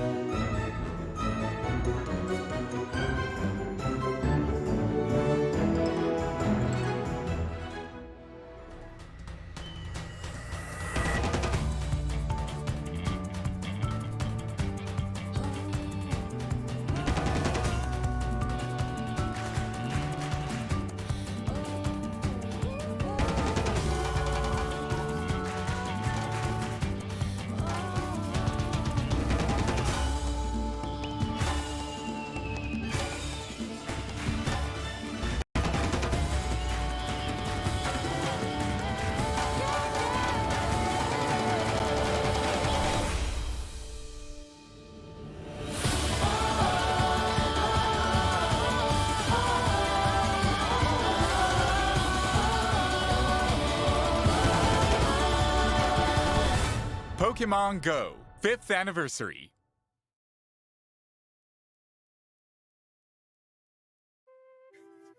Hello, Pokemon trainers, and welcome back to the Pokemon GO Invitational. We're just about to hit the grand finals, but before then, we've got one more semi-final match to decide our semi-finalist. I'm a little bit too excited. For anyone that's new to our lovely stream, my name is Trainer Denali, and of course, joining me is the wonderful Professor Marky. I know you're excited as well, Marky. I'm so excited, and of course, we're also the host of the highlight show for the Pokemon Battle Festival Asia 2021, featuring Pokemon titles such as Pokemon Brilliant Diamond, Pokemon Shining Pearl, Pokemon Go, Pokemon Unite, and Pokemon Trading Card Game. You want it, we got it. We're excited to launch. We also launched the Brilliant Diamond and Shining Pearl games, and maybe we'll be launching the Arceus game as well in the coming episodes. Who knows? Watch out for that. Okay, Alright, so go for it, Dan. I'll let you do the honors, Marky, because I know your lovely buddy Moymoy is waiting for you. Okay, awesome. We've got some influencers from the different regions around our region of Asia. And we would like to call in one of our semi-finalists from the Philippines. So proud of him. Let's call in Moymoy, Palaboy, or Roadfill from the Philippines. Hey, Moymoy, welcome back. Yeah. Welcome back. Hi, Welcome Marty. back. What's up? Yeah. Let's teach Danley some Tagalog phrases. Just say galing, galing. Is that like a cheer? Galing, galing. Yeah, well, no, just say good job. Good Oh. job. Oh, Yeah. okay. If you say good job. Astig. You can say astig. Lots of different. Is that a sting? Astig. A sting. Yeah. That's Did you do it? good job. Good job. Yeah. But you did a very good job a while ago, Roadfill. Congratulations to you. And I'm very excited to see if you're able to make to the finals today. What are your strategies going into this semi-final round? We have not seen any of KZee's Pokemon in play because he did a bye round and went straight into semi-finals. But looking at his Pokemon, what is your strategy? What Pokemon will you be using today, you think? I think I'm still using the first round. I chose the first round teams. So the basic water, fire, and grass type. Oh, And interesting. from there, I'll see what lineups is going to choose. Water, fire, and grass types. So that Wailord, Okay. Magmortar, and Ferrothorn. It's going to be interesting to see them back out on the field again. And why don't we look a little bit at KZee's gameplay? He has an awesome Snorlax with a Lick and Body Slam, which is a really good combination of the attacks. Umbreon as well with a Snarl Dark Pulse Foul Play combo, which is an interesting choice. Normally it would be good to pair it with Last Resort for some neutral damage, but we'll see how that goes. We got that Nido Queen with Poison Jab and that Earthquake Poison Jab now. It actually got boosted very recently. Azumarill is a favorite, although not fully maxed, as opposed to Roadfill's team, which is all fully almost at 1.5 CP. I think they're all maxed to 1.5 potential. Then we have he has a Blastoise and Executor, an also interesting group or combination of Mons. So be interesting to see how they fare against each other. It's Marky, good to bring just the gonna double check with you. It says Executor here. Is this the Alolan Executor? I think this might be Alolan because it has Dragon Tail. Just double So, checking because the information I saw it just said Executor, and then I saw Dragon Tail, and I thought, is this the Alolan one? because we know that Alolan is half dragon as opposed to the regular Executor, which is half psychic. Yeah. So well, I guess we're gonna find out in a little bit. But I have a feeling it is the dragon variant. So so you know what, Roadfill? Let me ask you one last question. Are you ready to reach the final round today? I'll try. I guess I'm ready. Let's do it. He's ready, and I'm excited to see what you have. I'll be cheering for you. Of course, Philippines represent. See you in a little bit, Roadfill, and congratulations in advance, hopefully. Hopefully, yeah. Thank you, Martin. Galing! Galing! Galing! Thank you, Natalie! Astig! So There clearly, you I have know it. who you're cheering for that round. You know what? I'm actually also looking at K's team, and I'm seeing some really good Pokemon choices. So, you know, Roadfield's gonna have a pretty interesting game today. It's gonna be a little bit harder than his match versus Alpats gaming a while ago, because he has some interesting choices, but K's has some very good meta-relevant choices such as Snorlax, Umbreon, Nidoqueen, Azumarill. All four of them are meta choices for the Great League, as we were seeing from a while ago with Pierre, and Maxhaze was also bringing a lot of meta Pokemon, as well as Necross, Melphist, who also brought a lot of like the Umbreon as well. So it's gonna be a hard round set of rounds for Moymoy Palaboy in this next round. So just excited to see how he fares, and let's see how it goes. Hope the match is ready soon. But looking at the two lineups, who are you favoring? Because you know Moymoy personally, but just looking at the two lineup of Pokemon, do you feel like you're leaning towards KZee or Moymoy? Looking at the lineups, unfortunately, I'm leaning towards KZee. Ooh, interesting. Unfortunately, from what I see, because he has more meta-relevant Pokemon, he has more Pokemon with 2 attacks, as charged attacks. You know, he has a lot of Pokemon that are, you know, counters to what Roadfield has. Although a lot of his mons are also longer to charge. Like that Poison Jab with that Earthquake for Nidoqueen. The Earthquake is not necessarily the best move to pair with that Poison Jab. It would be good to have you know, something else to combine, because Earthquake takes a little bit longer to charge. Also, let's see here, that Azumarill could have an extra move with that Play Rough. Yeah. You know, with that Play Rough, it could actually take down that Haunch Crow real quick on Roadfield's side. Although that Ice Beam will do a lot of damage as well to that Haunch Crow. But it would also be good to have that extra move, as you saw the effect when Pierre went up against Maxhaze. So here we go. Let's have that gameplay from KZee versus Moymoy. We're looking at Moymoy's side here with that Magmortar. Let's see if it gets to that Fire Punch real quick. Here we go. I think this is a Body Slam coming in from that Snorlax. It was blocked. Body Slam would have done a lot of damage. And okay, KZee is anticipating an attack coming in. Let's see if it blocks. It does not block with that Fire Punch. It's just a Fire Punch. So let's see if it gets to the Fire Punch before the Body Slam hits. That Fire Punch will be... Yep, that it was blocked by that Snorlax. Let's see if there is another block here from Roadfield's side. He chooses, I think, to take it. And yeah, it takes it down right away. From what he was saying a while ago, we have that Wailord, one of his favorite Pokemon that he chooses, and he, with that said, the Zen was able to take down that Snorlax fairly quickly. I'm curious to see what's going to be the next Pokemon for KZee.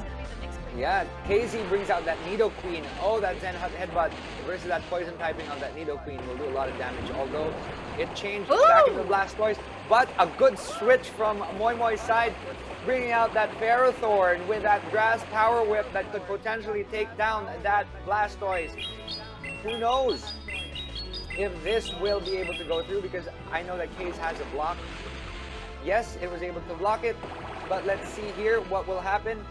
Although, let's see what the Blastoise has in tow. It might have an Ice Beam, and that Ice Beam could do a lot of damage as well to that Ferrothorn, and that Ferrothorn blocked. Fortunately, it was able to block it. And now, let's see if it reaches that Power Whip in time to take down that Blastoise. And it does. It takes down that Blastoise fairly easily. Now we're back at KZee, and we know that that grass type does a good amount of damage to that Nidoqueen, although at Earthquake will do wonders for that Ferrothorn. We will take that down real quick. But, you know, it was able to let out that Power Whip, doing a lot of damage on that Nidoqueen. This Earthquake will for sure take down this Ferrothorn. And that's a GG for that Ferrothorn. And we've got last up this Wailord versus that Nidoqueen. And Roadville is doing really excellently at the moment. Doing that Surf and taking that Nidoqueen.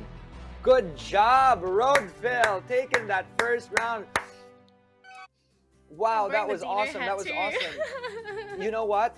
I was mistaken, because what was interesting to note here is that KZee has a lot of Mons that take longer to charge. He has that Earthquake on that Nidoqueen. It takes a long time. It's a tedious effort to charge to that Earthquake. While on Moymoy's side, with that Power Whip, that Bullet Seed Power Whip combo for that Ferrothorn, it was able to get those Power Whips in real quick. As well as that Fire Punch, which takes really fast to charge, with that Fire Spin as well from that Magmortar, which I have not seen much of in the game, especially for Great League, as well as that Wailord with that Surf, getting in that Surf quickly.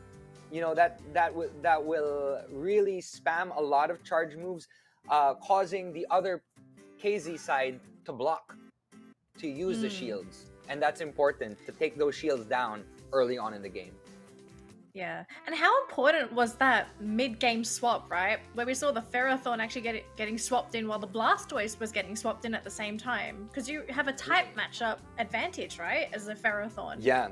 So sometimes if that happens, it's kind of a GG thing. If someone puts out their Blastoise at the same time as you putting out that Ferrothorn, there really isn't much you can do about it, because you're gonna have to wait a certain amount of time before you can change Pokemon again, which is a different side of battling for Pokemon Go. It's very different from the main series battling. So it's also very, very important to note that type matches are very, very, very important in this game, as opposed to Pokemon Unite, where typing does not really matter as much. But in Pokemon Go, it matters a lot. So going in game to the next round, the second round, here we go. Yes, and there you have it. It's the Alolan Executor, where we were wondering why it had a Dragon Tail, and it is the Alolan Executor that has come out. Here we go. We got KZee's Alolan Executor really charging up to that whatever attack it has, and it is able to let it out. Who knows what this attack is? It might be much stronger because it took a while to charge. So let's see here. And it's blocking. That Zangoose was able to block it and really, really, really take it down while farming. Let's see if it was able to do a charged attack on the next Mon while KZee throws out his next Pokemon. Let's see here. There's a little bit of a lag, but that Zangoose was taken down real quick. As we know, the Philippine internet is a little bit slow, but we were able to go through. That Honchkrow going up against that Nidoqueen. We know that Nidoqueen has a ground charged attack, which probably won't do too much damage on this Honchkrow, although it is farming it down with that Poison Jab. Psychic, though, will do a lot of damage on that Mon. This Blastoise is able to farm down that Honchkrow. With one Pokemon remaining, who knows, will this be the first time we go into a third matchup? I think we will be. I think this might be it. Let's see if he's able to get that Sludge Bomb in time. Although, I think that he's able to come up with something, whether it be a Hydro Cannon or an Ice Beam. And it was blocked. Good job, Roadville. He was able to block that. But let's see if this tanky Weezing is able to take that Sludge Bomb in for the win. But nope. We've got our second round won by KZee. You know what? This is a fun round. So we've got one round won by Roadville, one round won by KZee. This next round will decide who will move on to the grand finals and go up against Pierre from Taiwan. So that was an exciting matchup. The Alolan Executor did a lot of work. Like just the basic, the faster type from the Dragon Tail, it did so much damage, and you could see I saw Moymoy's face. He was a bit surprised. He didn't really expect the Alolan Executor to do that much damage. So he tried to swap over to the Zangoose, but just sheer damage. Yeah, he didn't have a counter. Exactly. That Dragon Tail is actually one of those attacks that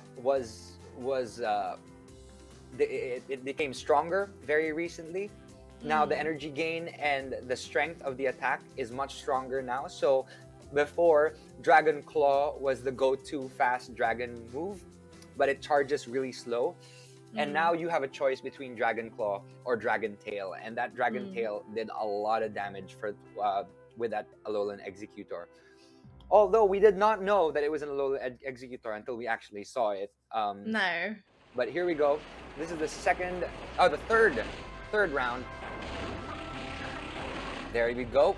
We've got that Wailord versus that Alolan Executor. Nice swap. Nice swap, but the thing is, if you think about it, that fire typing is not very effective. Well, it's effective, but it's not super effective against Alolan Executor because fire is not very good against Dragon. Although it did block. Here's my strat, right, Marky? So I think maybe what Moymoy wants to try and do is force out all of the shields because his Wailord has Blizzard. And that's a really good way of dealing with the Alolan Executor. True. That could potentially be something that he's going for. But here we go, a Solar Beam. Let's see if that will do any damage to that Ferrothorn. It does very little damage because it is, it's half steel, half grass, and grass is not good against both steel and, it's not good against that steel typing. So here we go. I don't know if this Power Whip is, it was able to take down that Executor. But on Moymoy's side, he has one shield left. So let's see here what happens versus that Umbreon. That Umbreon has so much bulk. Danley, that Umbreon can take in so much damage, especially from that can take in charged move after charged move after charged move because of the bulk that it has on it. It's like the ultimate evolution. It's probably the only evolution that you're gonna see in the meta.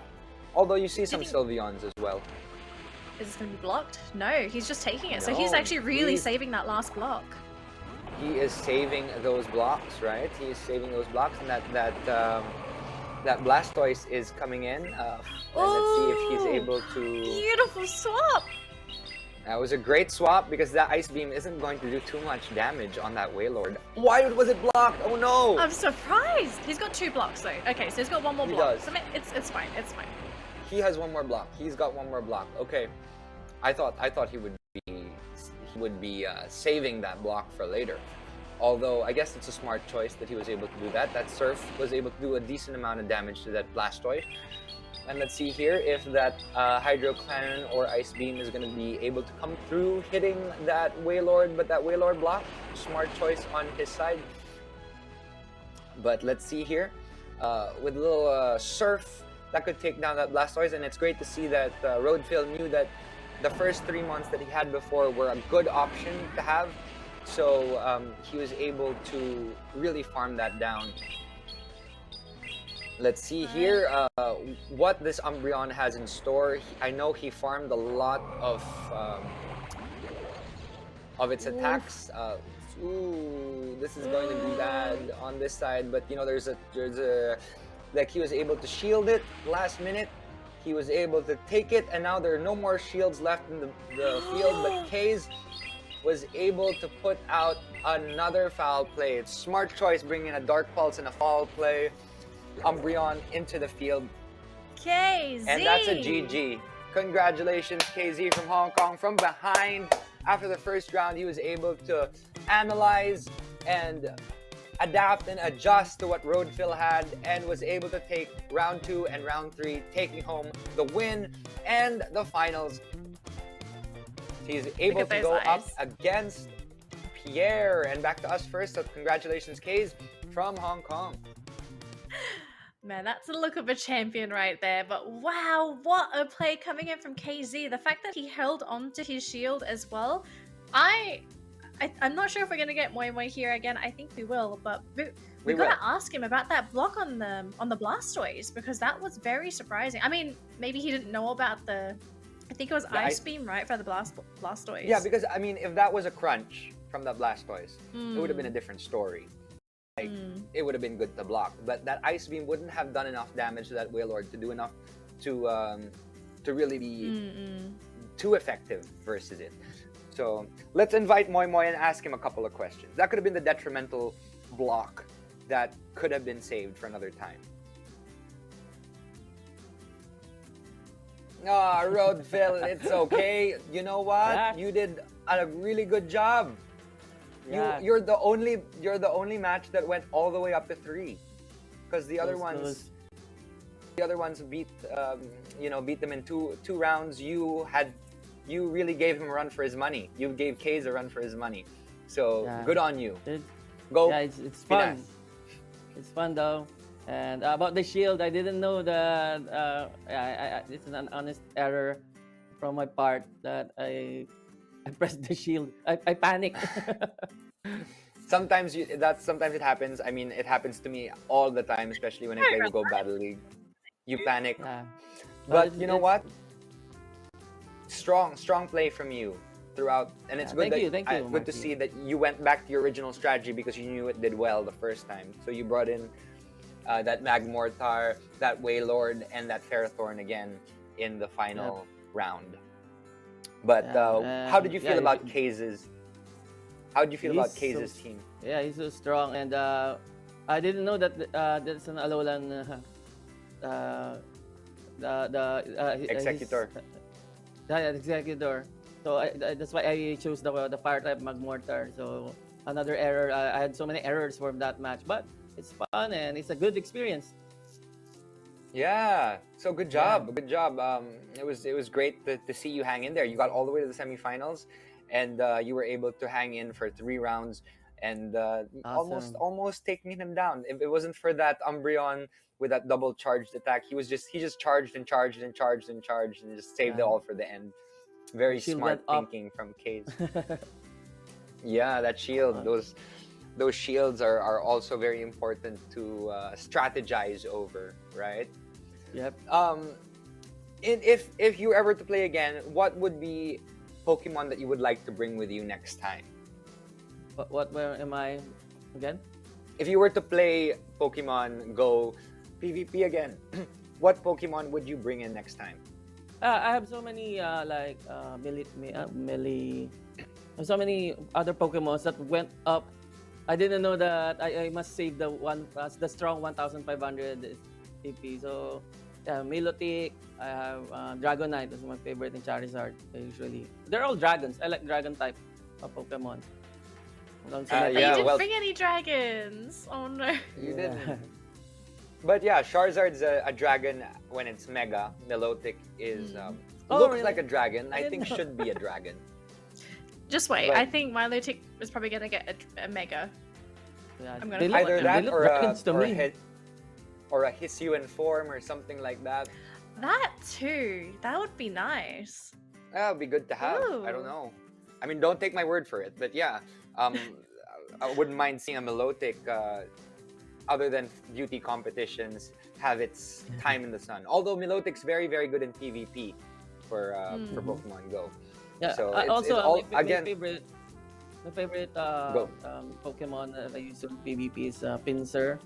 I had good skills here, but they went up, so I can't use him. So Oh that's no, it. you went yeah. over Next the time I'm gonna 1,500. I'm gonna focus on other strong and just stay there on the 1,500 CP. and also Pokemon that are 100 IV for PvP, because normally when you see 100 IV, it's like 15, 15, 15. That's if you go for Master League, because that is the ultimate mon, right? But for PvP, Great League, and Ultra League, sometimes it is PvP 100 IV is a different IV. Usually a low attack stat and high defense and HP stats. So look into that. Look into the calculators. I should ask for mentorship from you, Marky. Senpai. Ask you just everything kidding. about we'll the talk Pokemon. like on Senpai, Facebook. wow. Senpai, Pokemon Guru, Marky. Okay, thank you, Roadphil. Nice to see you again, Thank you so and much. see you maybe in a live event next time, sana. Hope Yeah, to see sure, you see you. very, very soon. And congratulations, that was a very good set of rounds. And hopefully next time you come up on top. See you, Roadphil. So, thank you. Marky, so that's going to be the conclusion of our semi-final round, which means, dun dun dun, we're actually going to be going into the grand final next, and it's going to be between Pierre and KZee, which, to be completely honest, it was a bit of a surprise, right? KZee, he was the one that was pushed to the second round because he didn't have an opponent, unfortunately. He was the last one to be drawn, but he's pretty strong. Yeah, and what's interesting to note is that going through that buy round, other people are not going to be able to see what mons you have. And without further ado, why don't we do a nice 3-minute break before we do our final round, Danley. I'll see you in a little bit. Let's have a little bit of water, and let's go for a break.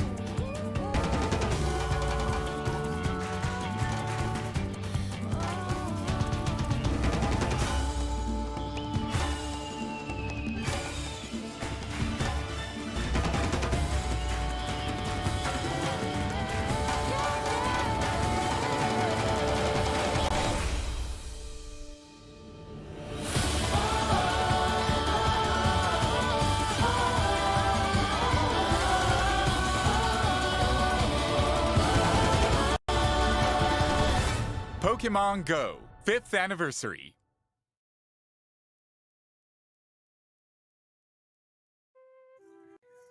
Hello, Pokemon trainers, and welcome back to the Pokemon GO Invitational with myself, Trainer Danny, and with the wonderful Professor Marky. It is Grand Finals time! Grand Finals, so exciting! Oh my gosh, it was such a quick set of matches.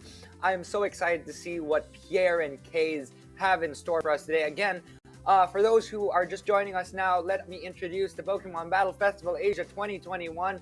We have actually been doing a highlight show for the past couple of episodes with Danielle and myself. We are covering Pokemon titles such as Brilliant Diamond, Pokemon Shining Pearl, Pokemon Go, Pokemon Unite, and the trading card game. Again, it's a microcosm of all things Pokemon. So please continue watching. This is our first live broadcast for the Pokemon Go Invitational with some of the best influencers and trainers from all around the Asian region. So thank you so much for joining us. We had Hong Kong, Indonesia, Malaysia, Philippines, Singapore, Taiwan, and Thailand come join us. And now we actually only have Taiwan versus Hong Kong. 2 trainers left. The time has come, Marky. The time has come to find out who is going to be the strongest trainer in the region. I'm really looking forward to this. Yes, I am very much looking forward to this. This is going to be quite exciting. And without further ado, are we ready to interview our trainers for the upcoming matches? Ooh, we might be. But if we don't have an interview, I do believe we're going to go straight into the games because I know our viewers are really looking forward to this grand final. Yes, of course, we are as well. I think they are both with the other guys over on the other side. But like, why don't we look at their teams now? I think they are both interviewing in Chinese at the moment. But while we wait for them, let's look at what their teams are and what they have in store for us today. Yeah. Again, we have that Snorlax from KZee side with that Lickin' Body Slam. That's actually quite a quick charging Body Slam that we have there. That Umbreon with that Dark also did a lot of damage in the previous matchups versus Moymoy Palaboy because normally we run a good last resort next to that foul play, but that Dark Pulse makes you consider blocking, thinking that it's a foul play, but the Dark Pulse does much more damage than that foul play. Also, looking at that Azumarill with that Soul Ice Beam versus the Azumarill from Pierre's side, that also has a play rough. That'll be rough on KZee. But now, let us go to the first game. Grand Finals. Let's do this. They've already started. Pierre versus KZee. It has started with that Umbreon on Pierre's side versus that Blastoise. Let's see here. What does he have going up? Is it the last resort or is it that foul play? From what we saw a while ago, it's that foul play doing a decent amount of damage. Different times from both sides. We got a nighttime on one side, and we got daytime on the other. So here we go. Hydro Cannon. So this is KZee's view on this side now. We see him. Will he be able to take this next move? Is this a last resort or is this a foul play? It is that last resort. It did a little bit of damage to that Blastoise, but we know that Blastoise is quite tanky. I mean, looking at it, it's literally a tank. Of course it's going to be tanky, Marky. What are you talking about? Professor Marky. It's a tank. It has cannons. So here we go. That Alolan Executor MVP from last round is back. And that Dragon Tail is doing a lot of damage on that Altaria, but also that Dragon Breath is hitting it quite quickly, taking down that Alolan Executor quite fast. And you've got options for the Altaria too, right? Because you've got Moonblast and Sky Attack you could use. Yes, and you know that Dragon Tail really farmed it down a little bit. But, you know, this... we'll see here what attack comes out. I think it might be a Sky Attack. And I was correct that Sky Attack, well, it missed because of the shield. It put up a shield. There's a little bit of a lag, but it's coming back. Let's see here. Will that Nidoqueen be blocking this Sky Attack coming from that Altaria? And it does. And that Poison Jab is farming down at that Altaria, taking it down. but it has no more shields left on KZee's side. And it is his last Pokemon. We have that Meganium coming out. Let's see here if he is going to block this next attack. We will find out. And he does. He blocks that Earthquake. If he can get a Frenzy Plant, he will be able to take down this Nidoqueen, giving the Pierre the first win for the finals. And there you go. Pierre wins that first round of the finals. Congratulations, Pierre. Good response as well from Pierre, right? Because we did see from KZee's side that the Executor did a lot of work from him in the last series, and I had a feeling he wanted to bring it back in, but just having the Altaria in the back was such a smart move to be able to just deal with that very quickly. Yeah, although that Dragon Tail did a lot of damage on that Altaria. As you could see a while ago, it really chipped down at him while that Dragon Breath was trying to reach that Sky Attack to take down that Executor. But it's very smart that he chose that Altaria, because he knew that Talon Executor might be coming out, and that's a very, very good counter versus him. So congratulations to Pierre for taking on the first round. Also, it's important to note, to see what his Umbreon has in store. Let's go to match 2. Let's see what happens. Alright, we got that Snorlax on KZee's side versus that Altaria, that MVP Altaria from a while ago. And good switch right there, because he knew that Body Slam would do a decent amount of damage to that Altaria. It's not necessarily a glass cannon, but it will take that damage. Although that Azumarill, as we know from the previous matches, Azumarill is very tanky. So it'll be able to take those body slams. But there is a little bit of a lag. We know that sometimes there's a lag in live Pokemon battles. Although, let's see here, that Snorlax did block the attack, the Ice Beam from that Azumarill. Let's see here, the Body Slam from that Snorlax. We'll see if it's able to do significant damage to that Azumarill. As you can see, it's a very tanky mon, this Azumarill. It's able to take in a lot of damage from that Snorlax. Also enough to shell out a decent amount of damage. Although Snorlax does spam that Body Slam, and that will, add up. So there you go. Azumarill is now able to let out an attack. Who knows what this will be? This is the Ice Beam, and it is enough to take down that Snorlax. That Azumarill was able to take down that Snorlax, just farming it down a little bit. And there's that switch into that Meganium. Although we know that Blastoise has that Ice Beam, and we have that Umbreon coming out. And it was able to switch in just in time for that Frenzy Plant to come and attack. And we know, as we saw a while ago, Umbreon is very tanky as well. So let's see what Double Darks KZee has in store. Will this be a Dark Pulse, or will this be a Foul Play? So Dark Pulse with a lot more damage than Foul Play, and that was a Foul Play. It did a very, not too much of a significant amount of damage, but it did a decent amount of damage. Although now the Frenzy Plant is coming out again, really baiting those shields. 2 shields down on the side of KZee, and as we can see on the side of Pierre, he still has 2 shields.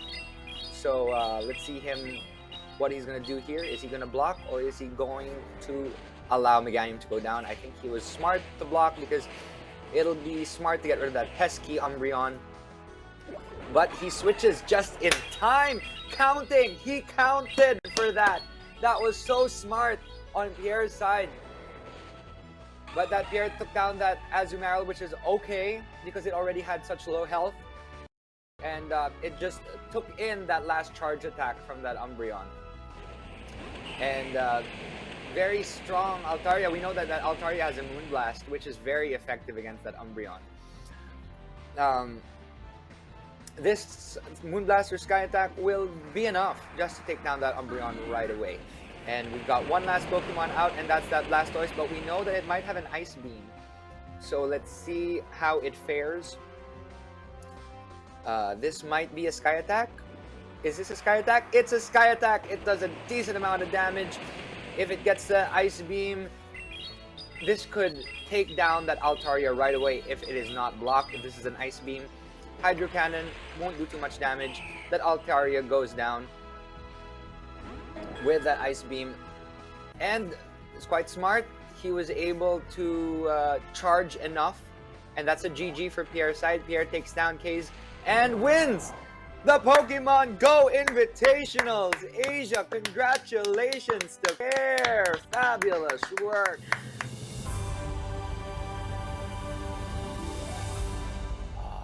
What an amazing trophy that is. The Pokemon GO Invitational champion is Pierre from Taiwan, the Taiwan region. Congratulations to Pierre for taking that home. He won in virtually 2 rounds. Actually, he just won in 2 rounds. He didn't have to get to the 3rd round. He did excellently in actually all 3 of his battles. Now let's go back. Let's have a little conversation, Danley, about that game. How did you feel about that? That was just obliteration. Obliteration. He took down KZee. I mean, he did take down KZee, but I have to say props to KZee. I mean, he did remarkably well against Pierre, right? I mean, we've seen everyone that Pierre has faced thus far, and he's just been unstoppable today. But KZee put on a really good show. His Snorlax did a lot of work. He had a very interesting lineup. Yeah, so I think if anything, KZee also deserves some congratulations for making it to the grand finals. Yeah, especially that Snorlax with that body slam. The spamming of the body slam was quite good on his side, especially the Umbreon as well. We didn't know if it was a Foul Play or a Dark Pulse. He had some smart choices. But now while we bring in our grand champion, let's bring in Pierre! Yay! Yay! Scary Pierre is here! I know, Scary Pierre's here. Yes, and you know how when you fight the Elite Four, right? You have to beat all 4 trainers, and then at the end there's a champion. All right, it's time for us to battle. Just kidding. Oh God! Let's go. Let's do it. No, let's do it. Let's do it. No, but congratulations. That was awesome. A lot of you did a lot of counting, a lot of fast move to charge move counting, which was really smart on your part. And I saw that switch. I don't recall at the moment because I was so excited with the game. You did a quick switch into yeah. So the second game, right? When I did a quick switch to Azumarill, was it that one? Azumarill, there you go. Or the first game? The second game. You did a lot of those, but there was one where I saw you smile a little bit, and you were like, "Yes, I counted that correctly." Yeah, because I wasn't sure if I counted right. I thought like, okay, I think it's usually like 4, but he had residual, so I think it's only 3. So I'm like, whatever, let's just switch. So I got lucky. I was like, okay, let's switch. Yeah, that was a very smart switch. I also saw I think it was the first round where that Executor with that Dragon Tail was really farming down at that Altaria as well, and I was like, who is gonna win this? This is so scary. I mean, there's that Sky Attack, but then the Solar Beam won't do any damage to the Altaria, but that Dragon Tail was really chipping down at you real quick. So that was just good plays. A lot of good plays from your side. Although that Snorlax was really chipping down at you as well with those body slams. The body slam. It's just body slam, and I'm like, wow, like how many body slams? Like when is it gonna stop? There's too many. It just kept going and going and going. Yeah. But good choices, especially with those Umbreons and Azumarills. You really understood the team of your opponent, and you knew exactly what to bring out to really take home that champion title. And also, you guys wanted the Altaria, so I was like, okay, I'll just bring it in. So, you got to see the Altaria in both games. It was the perfect matchup as well. It was the perfect counter to the Executor. That golden Altaria, Yep. lays that golden egg, it lays your trophy for you today. So congratulations to that Altaria. Thank you. As well as your other Pokemon today, which Umbreon, Azumarill are some of the, choice picks that we saw throughout this tournament. So it was great to see them come out once in a while. I think we actually saw all of your Pokemon come out. We saw every single one have the opportunity to shine for you. You really utilized your team to your advantage, which is what a Pokemon champion should do. Utilize every single Pokemon you have in your art. Thank you. Yes. Yeah, I definitely am happy that I got to use every single one. Just because I practiced a lot with all 6. So I'm like, okay, this is perfect. Yeah. And we also got some great news for you as well from production. So we just got informed that we are going to be sending the trophy over to you as well. So it's not just the graphic, you do get a physical trophy to actually hold. In like That's a CD-ROM cool. version, and I have to put it in my computer, and then it's. I'm excited You for know that. what would be That's the awesome. funniest trophy? If wherever you live, your house suddenly becomes a what was it? A Pokestop, and it's like the champion's Oh, house. that'd be great. That'd be great. Yeah, exactly. No Pokestops here. That'd be great. Yeah, you know what? Try to nominate stops in your area. Yeah, yeah. I think there are ways now. I mean, if I'll try. you're a certain level, but I'll add you. I'll message you on Yeah, on for Instagram sure. later or whatever, and that's Yep. maybe you can promote your where we can find you online. Yeah. Yeah, Yeah, for just sure. real quick If you before guys we say look up, bye. yeah, it's in Chinese, but if you look up, I guess the Pierre, all one word. The Pierre.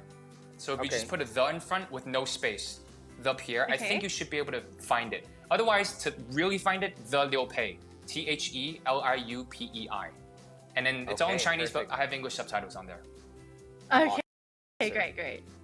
Yeah. Thank you so much for joining us. To our invitational grand champion, congratulations, Pierre from Taiwan. Thank you very much. And it was Thank such you, an guys. honor to have watched you play. I learned so much as well, and Danielle as well. I learned so much, and we're very excited to utilize some of your tactics. So bye, Pierre, and thank you Thank very you guys much. so much. See you, Thank Pierre. you. Bye, guys. Thank you so much. Bye. Wow, Marky, what a day full of Pokemon Go action. Yes, that was such a fun day. We were able to see all of these awesome players from all around the world, all around Asia, the region of Asia. These trainers who were able to utilize Pokemon to their advantage at certain situations where some are not as experienced, but they were still able to push through. So now, before anything, without further ado, let's look at the final brackets just to look at what these guys accomplished today. So for people that Let's- didn't get to tune into the broadcast, here's the brackets and what did end up happening. Now, unfortunately, we had to say goodbye to some of our wonderful trainers early on, but if you want to catch any of their matches after this stream, you can go back and watch the video. It's going to be available for you to watch back, and we do recommend it. We do have some very interesting matchups back here. Yes. So as we see here, we had our grand finals just happened now with Pierre versus KZee, but we also had some awesome competitors in Necross, Melphist from Thailand. We had Jeff TV from Singapore. We also had Maxhaze from Malaysia, who did quite well. I was thinking that they'd be in the finals together with Pierre. Alpats Gaming did amazingly, as well as Moymoy Palaboy or Roadhill from the Philippines, who went up against KZee in the semi-final round, who did really well. This is the only time that they did 3 matches, moving KZee on to the finals versus Pierre, where Pierre became the champion of the Pokemon GO Invitational. So congratulations to him, and hopefully we get to see more of these Pokemon GO trainers again for another regionals matchup maybe in the future. But this was an invitationals, so we got to see different Pokemon trainers from different walks of life and from different levels who are able to just enjoy Pokemon. Now back to us, Danny.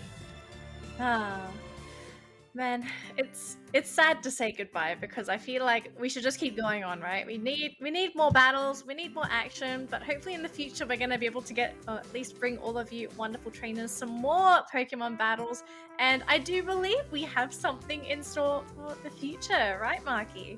Yes. It's an end for now, but the Pokemon Battle Festival Asia 2021 has many upcoming activities and shows for you to enjoy until the end of February next year. So much, even until Legend of Arceus comes out. I'm so excited for this game. Did you see the release for the new Hussein Voltorb? Voltorb, it's such a cutie, and it's the first He's so grass. happy looking. Yes, and it's the first grass electric type Pokemon. Grass No, electric. no, Rotom. No. Yeah, Yeah. there's a Rotom Mo as well, right? So, but I think this is the first. It's one of the first regionals to be celebrating that grass and electric typing. So, you know what? The highlight show episodes are gonna come up very soon. Danley, myself, and Tash, who will be joining us, Tash Bunny, will be joining us as well for our highlight show. We've done a few celebrating Pokemon Go, Pokemon Unite, Pokemon TCG, Pokemon Brilliant Diamond and Shining Pearl launch, and we have so much more in store for you in the coming episodes, so watch out for our highlight show. And we are also looking forward to watching some of the tournaments and exciting content about the Pokemon world coming up very soon. But that's going to be it for us, unfortunately. But thankfully, we are going to see you in the future for some more Pokemon content. But until then, you all have a wonderful weekend, and we'll see you in the next Pokemon broadcast. Bye! This has been Marky! And Annalie! We'll see you next time! See you guys soon! Bye, Pokemon World!